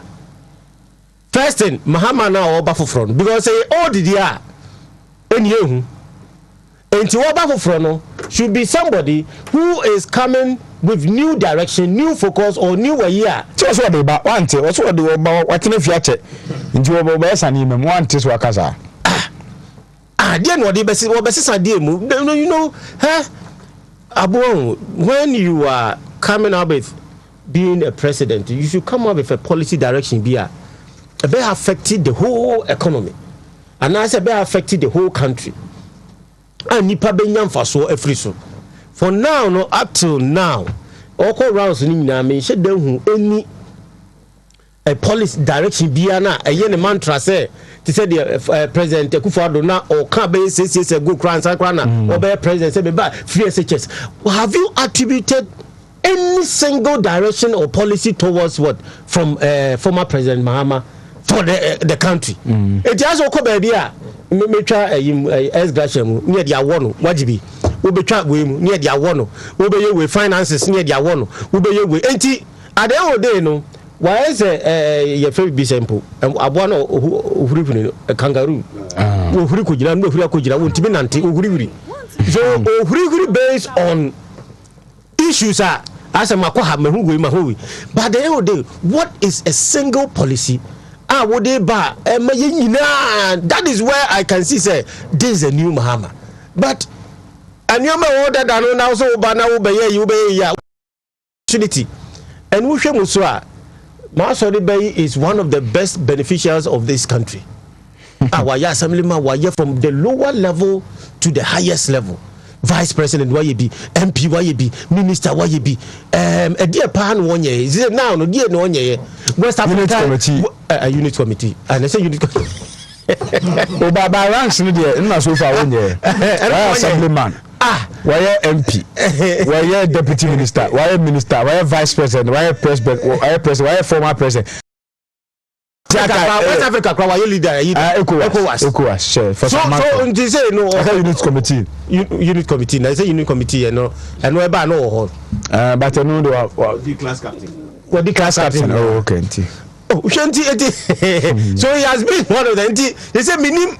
They say well, what is the direction? Dear pan or they say oh, the special assistant Joyce Bell Mukhtar or say one or say ma on to me for 4 years. Special aid nanaka. Who's was what about now? I can come here say and MP before Yakamonte or about constitution. He's going to tackle the constitution to pave way for him. So about tackle and watch it. Mama, but that's what for 7 years. But the person just said 4 years in the crowd. Obey. Am I as I'm another mandate for him to rule again? And today is when you knew Mahama. Abu, the issue is a president will be we have former president too. And to they win him a lot. And by this time you should have a single direction where you put alternative BMI. Juba is a what now but I used to have for 5 years and not 7 years, you know. Only any direction be our day country Nico. Martin. As grass and when now obey no. And no the solution to the country's problem. There's a lot. Oh my to say the President Nanado Edika say free SHS way maybe I say way our name you campaign or runs you know campaign or kasa you know what also there no dey but the new Mahama what is in his hands agent Chambeja police station yano will give them attire so be vigilant addition so the be ya munya banimu mumani ya da so attire and we be crowd about and yes na the AC parliament no see a problem eba and ukra be han kra chan attire no and no be more attire because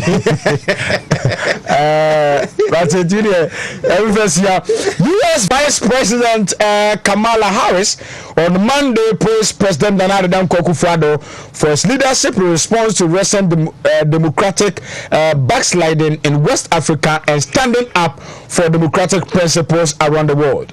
Under your leadership, Ghana has been a beacon of democracy and contributed to global peace and security. Nana Akufo-Addo, Vice President of America, Bra Odinishia and Sema Odia, and then again, now I do with China for one such as I'm a support for the country, say your debt treatment, you know. I'll start with the last one. Okay. Cecilia, a priority over living global politics. Okay. Ceci domestic debt exchange program no. Nyamiadom. Enya na puma sibre. There been a so coupons this week or something. Last week in the payments in the buy and no man said the date for. I think it's next week or something now. Okay. Enti you know the fancy ye no. Okay.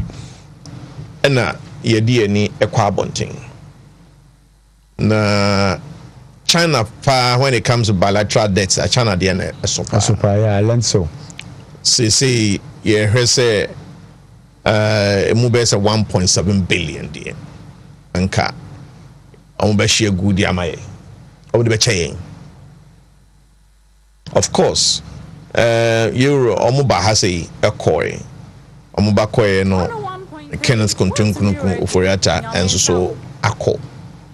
So na feedback I free ho aba no say say China for ahokeka omo say ombeboa China for mpanimfo ni nyina no age san hyehyɛ na to. Of course, Paris Club a group of creditors are majority of them were Europe no and so a former committee or share Ghana and so of friend saying assurance or the MI said the Bay the co IMF you bet me approve your program no am I G20 group and so sa na we know as I see a TS say IMF na ye kono ho conditions and she da ho esese wo man Ghana etimi enya emiti ansana IMF atimi approve ye program no amaye no eno ne ene ma ye go through there seems to be say there will be light at the end of the tunnel. Say ibinya sa de we Kumasi bread. We hope so. With the way to China or say government and so a tax reviews or income tax, excise, duty, and growth and sustainability. I know so here base 4.4 billion Ghana cedis. Of course, my previous submission on Misaka Safa property rate my only base at 28 million Ghana cedis every year. So you digitalize na you expect to say a bit to me iska. Of course, you introduce e-levies. So we are looking at a revenue management, a year. I provided all the assurances that they need. Say sikanom de my hunsi hon is scanom ren so say see do ma de be mom no. E bit me nye sikano na e de ama wo mo. So yeguso ye bomodin say IMF 3 billion bailout dollars yensabeka na ebitimi dia be wura yemam ne ahwese yenema ebesisi de amaye. Of course say United States of America and the Western world especially it's becoming a competition. Africa. Fact is fact. Because you see, we should the way Russia, China, one more different political systems. Any African countries, it's the Afaso Tukese. Na emu dodo no kese na sikasem ana womo enso edi ebebi wura ha. I mean, if you look at Chinese involvement in what friend is saying Mpuntujuma infrastructure in Ghana Sino Hydro deal American in the United States of America of friends say United Kingdom and near Germany China Sino Hydro and go and see near Sino Hydro based on your bauxite here say near COVID near in a buy cry and some rains a setting up so they have patience or friend is saying Abu-Prah say omo ebeboa me timidi SCC man. But of course so we a Western country like United States of America Germany and all the those within the Western world you move very quickly to said also no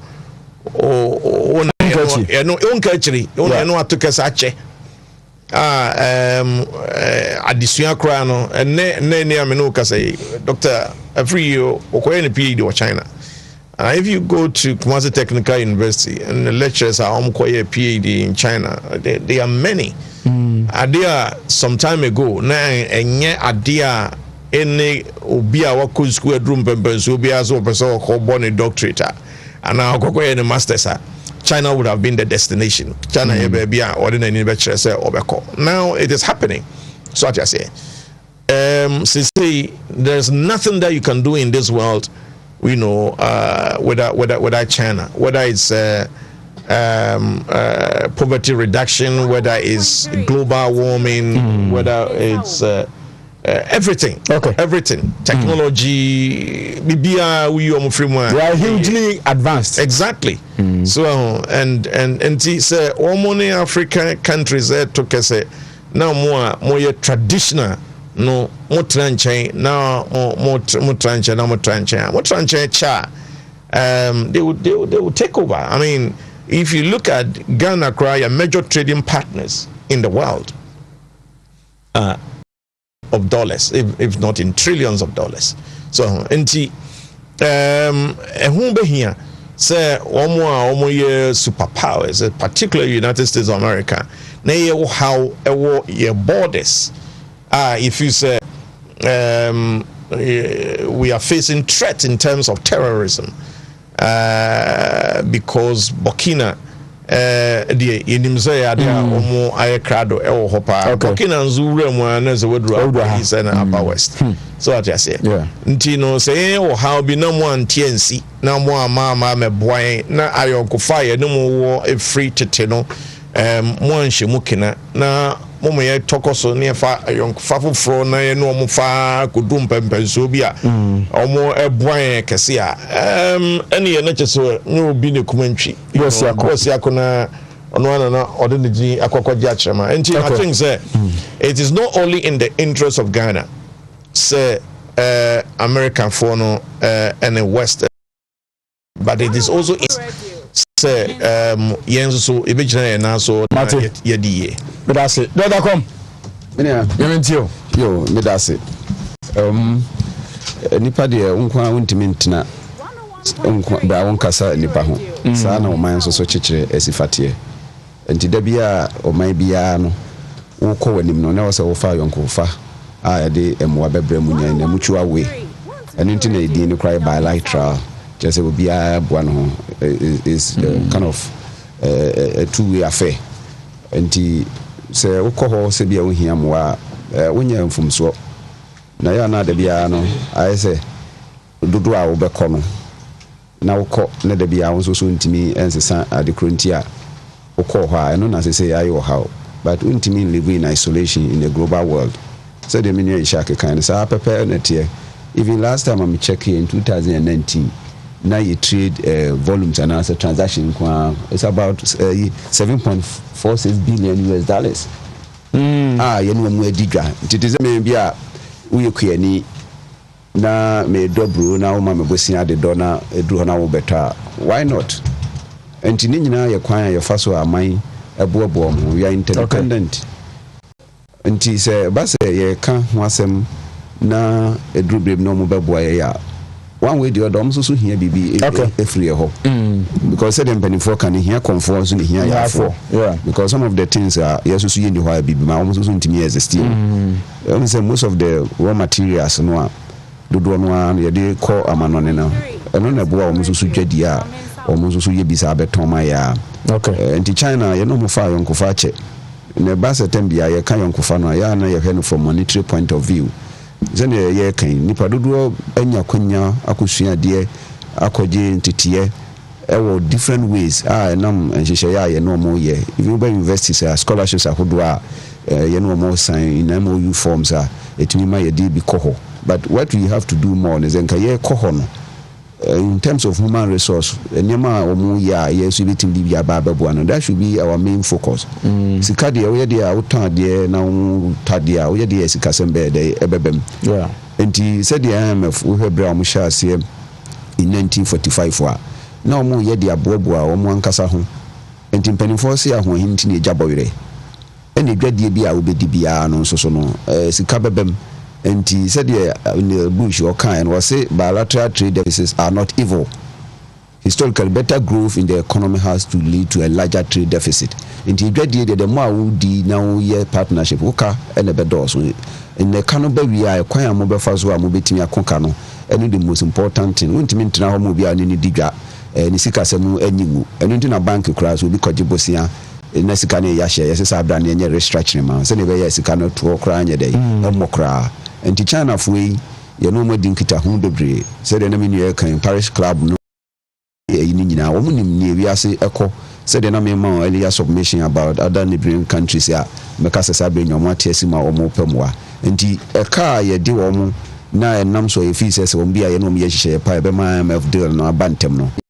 No more egusu aye so say yetima CC fibre no nyina no omo touch ye because kekoba say ye tu sa na mo enom so mo ntwa free senior high mu mamu nyesei munkane ekura esisu yi ebi aye pe kwanfoforo muntimi enya fuwa mu a nenka ye de ensagu yeti ohwa man ya omode ka kase ekura wo wiase na wo the first 20 Ghana yenimbi the first 20 highly indebted countries are man ya omode ka kase no wo Ghana 20 yemmem call the lies of Japan, America, and the rest are yenkahu. But the other hadri the balance of trade. Say basi sika beka fie ni the DVD channel. And then the BIA dadri. But moving forward, said the BIA metaka ho asem ne say kwase dia intiasum prenu. And the sika we need to invest them in key sectors ya be add value to most of the things ya ye wa ha. Na yemfa nko consumption, yemfa nko physical infrastructure ye de ko shimna se bia physical ni bia ma, yemfa bibia ma na gese yesa akɔgye sika foforo. Okay. Dia na me tai equity they are having tough like kind, or say we need to learn or learn and relearn.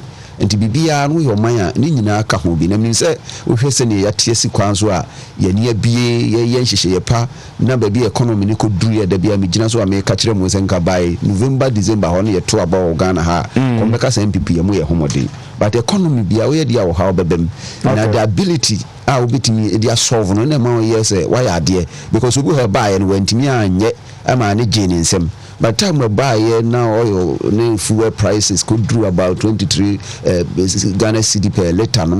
Now exchange it to Dimrican. They say in Kakra good for oil, become any other interventions. Abani in Abani part. Yes, you very reduce expenditure near the United States. And part yes, sequence to say you perceive a boy home.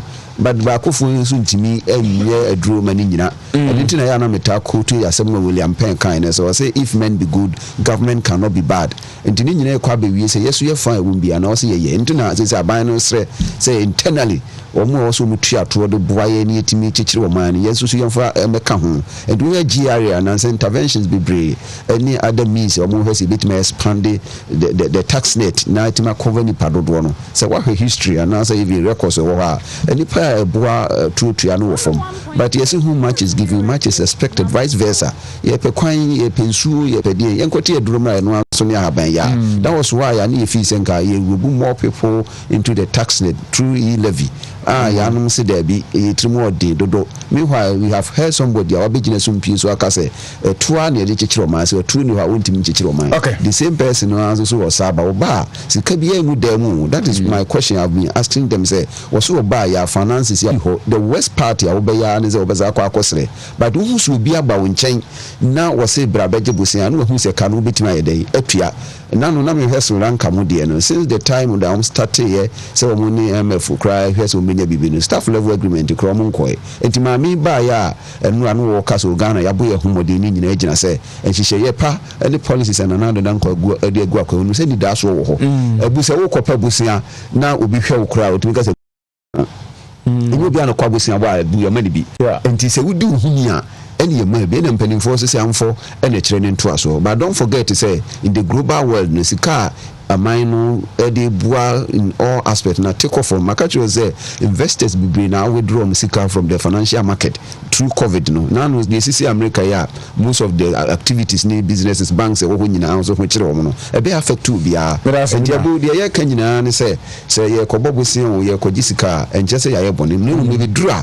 Quite a fast one soon. And as I say, I'm a say, young Fanko baby, Vesa Wusika, name young Fanko baby, MY, because we were man is a Kadudo. Jijinino, do one way di a Katia GB. Ye do because service ye debt. Nadia Kano, ye de bow man who brand. Mamma movie, young Granty, dear, Ghana Funya with Trema and Pipia by. Doctor, so call China and one can't me. Oh, sir, okay, Cafra. That be a ye. Oh, Yamia don't be Michami VC and true VC, Professor Jomo. And my business school Professor Alfred and Dr. Akumia. Too important to them. We never be free who we are. The academy will be on file. No more system. No. It probably so more day. Maybe it might go in another 4. I saw the chow party. If anyone will be on him Chinese phobia will not give these things free because almost we are poverty will be so white one and the black. So sometimes they give all these things for their interest. And we hear and he said also maybe they can waive it and replace it with other more than 1.7 billion dollars. Bit me my leeway in terms of payment. So it's good. What they co program business and what card also na can enti ma wo koye sa policy wo ko IMF. And it's a more do mo can Wontumi no ma anya arrangement. Say be ya be ma wo the liberty a bit me operate with those hanging no those BCC so no saka no e be hanging your neck there. You can't make any meaningful impact. Inti good say we deal with external debtors, and Chinese are also in line with these things as well. And them say my cross so I sure say they will consult. I think this group, I've forgotten the group almost consult almost Paris club, yes. Okay. That they can also help. So and I think say the American relationship and also Yang. And I think some time ago I was listening to some people no more say ana Ghana for na COVID nkwa na Ghana nkwa ni si na Cote d'Ivoire omu nyine ene nam ho ekupesika koboa omu na wo nte ya wo se wo na ukrumu yeyi. And to be frank, the way we've managed COVID and for us sebe ya yebetimi aye enioma no enye ba bia no monya ne saa ho sebe bia na politics intino, people take an advantage and want to brand the things as if say nothing has happened. Ne wo na economy na ehye da jeans mo enye ne saa obia enye no kora na wo beka na enye partisan politics anase bibi na pese wo ya. The fact will keep by itself. Other country bia COVID na affect every country. We're part of it. I will be seeking ways of say umbetimi enti baby anyu be ko bia ni hwa increases of prices of goods everywhere. Global inflation was so, and that is why I'm bebre and nkrofo asebsebi o ma fifiri mu nti na ma setting gap in their country. You nipa do bia che de engu amana ko create a problem amaye nti maye hu say as a nneoma na aban de eba no intentional be say as a ye wo ho na aban no enti na make say is also banazo be manage finances nyame fa sa amanti say former president ba IMF you be twema na so obedi so and I say ba de na obeye. There are certain things say aban na was no na ntimi amanage obi oba bia ntimi nya ade papa bia obetimi aboa. Okay, so let's give the chance say when they say new inflation no so perform, there are good signals that are coming because of these oil. And Bank of Ghana no our kind say no so aboa amanioma stabilizing in terms of the currency anyway. So enioma kakra is picking up. Enioma na tutum first no na kokko esro is able to okra na yemhwehwe ye kwa aye no say no say no perform ama now no the economy is becoming what stable for say betimi planning for the future. So there's hope, and I believe say the vice president will make things better for all of us. But I say Dr. Samuel Free, Dr. Ishak, my mention kakra. This is the best. I can't be a few minutes now. You wrap up. Minority, you know about motor, you know. And I come with you and any other issues. Be out. Person, we might 3 minutes now. Okay. Young Fafidi, so na young we say. Eura baswa. So ja oba wachira. Emana shedding. Nene mba. So ja ma wachira. Emu munyina shedding. Yema kumawu for MPP 4. Yema mo shedding. Na yema MPP Ashanti. Ewa Bernard and Chibwesiako Edayano. Any national party ina yeshading. Adie Kasiepa na toyeni. Na emse enedi yen discuss issues after, especially in terms of the politics. No?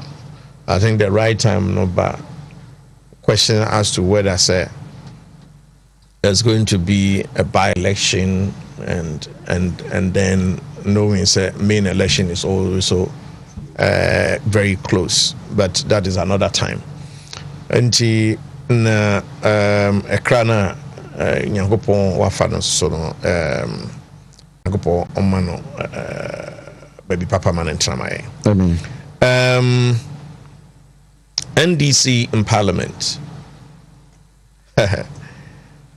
Say dear, and some people agree with me. Confusion and Kenya Kasikra or Campire. Salmon. Ejadie talk with enemy camper. I mean, you saw enemy political enemy. As political enemy. In that context. Yes, you know more a time be as Brian Champon, any part 131 if say MPP for in Atomana. Any NDC for Makumako, a Triasamba and a Kotokan. The man in 167 votes. Now, they did so. On free on 147. On free on Katie Hammond 158. And a Dawson a buy and Sana I'm say Asabi na eba obi amwa and a offenses the card and a last the car was I think 137 or 147 bisa na the energy somewhere woman no say NDC party woman to say the woman could control MPs not as robots. Yes, woman the woman adwene for themselves. Name woman party no necessary a kwasha woman say the woman in Tomaba NC emfa. And apashisho woman. Yes, of course, we understand. Woman nam party no so and a core parliament. But so do parliament there almost some my Ghana. And yet NDC Chiomoka. A yenya kasa o mani sika na Chiomoka. And you kokwa ye o manya juma. Woman nam party so na koe. Ne control. And detective ma dia omonye. So enti dedi kwan emzadem guase ana omo age. Me da se. No se ka ferry e wo ho a. Keze omtimu se e ferry kase pa emo. Na enkoso se ya.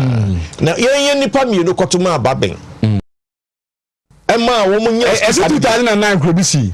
Just yeah. Deputy Minister Fifi Kwete by that time na finance yes nipa mi ni bi. Se nipa na no mu ye disifo MPP for Kotoman. So they do it. Even the entire Omafa no say gidi sa. Sir, are you saying na quiet 137 and then for a freeze as some kind of winning elections no. It's better to calm down. Me da se pa many for family Abu say ya na nka ye hwehwe say oman no ne chichire no beko. Sadie bi obia o parliament office say dey mpuntu obebre oman no na yakoye nim. Tunze metaka chiwo say politics in definition by the Thomas Sowell kind. Or say politics is the art of making your service that seem like a national interest. Yako ni nipa no more parliament almost conscience yo. And tibia omo ye bia no almost so any daho. And into na make catch say anything that has to do with constitution or parliament no. It's not a done deal. Because any nipa no dia de bi betu no so no fi say emwa say be o manfo ewo Ghana ha no a onyintum. Over the years, but said the Eskinbol kind was if you don't put these politicians together, we face a predictable economic crisis in the history. And to name you high even time you live by any who sends some yan to you could tell who. But baby, I'm a person me can't say any internal witch hunting from NDC is a good medicine to heal the sickness of MPP. The American United Omu in Nano.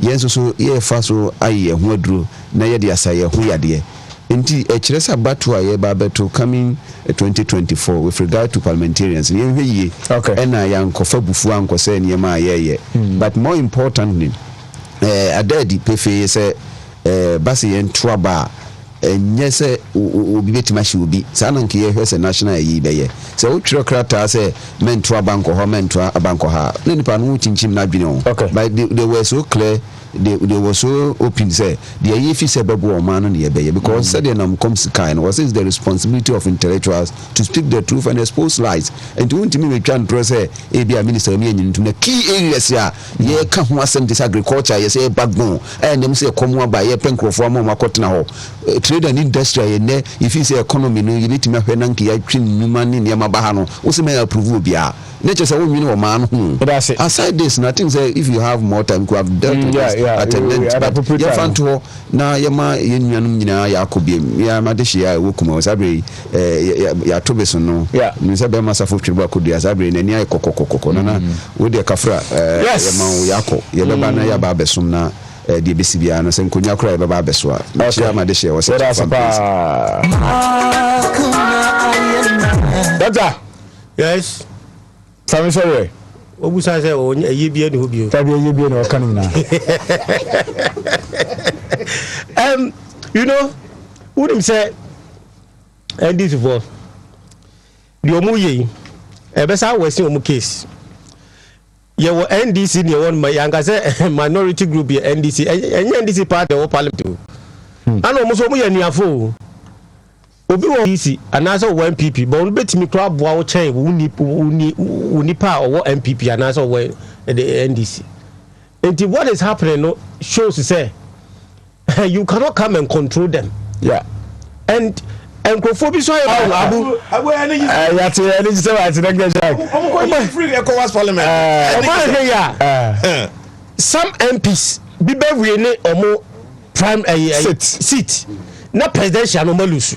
Enti president ebi a former president wo pese o target Kofobi ni you omo free ho no. You may lose your presidential elections and those people might win. And yes, I will be victimized, and that is what they want to do. Okay.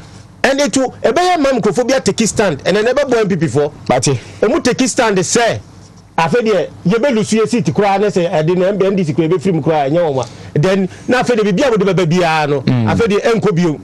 Mutin take his stand, I say, any mobile baby. And that is where they have to be very, very careful. That's it. Momo hijack party no Nkophobia or mono munya adwen I say chinchina mu be say mu you mu free. Maybe it will say that's why I have no kaka. That's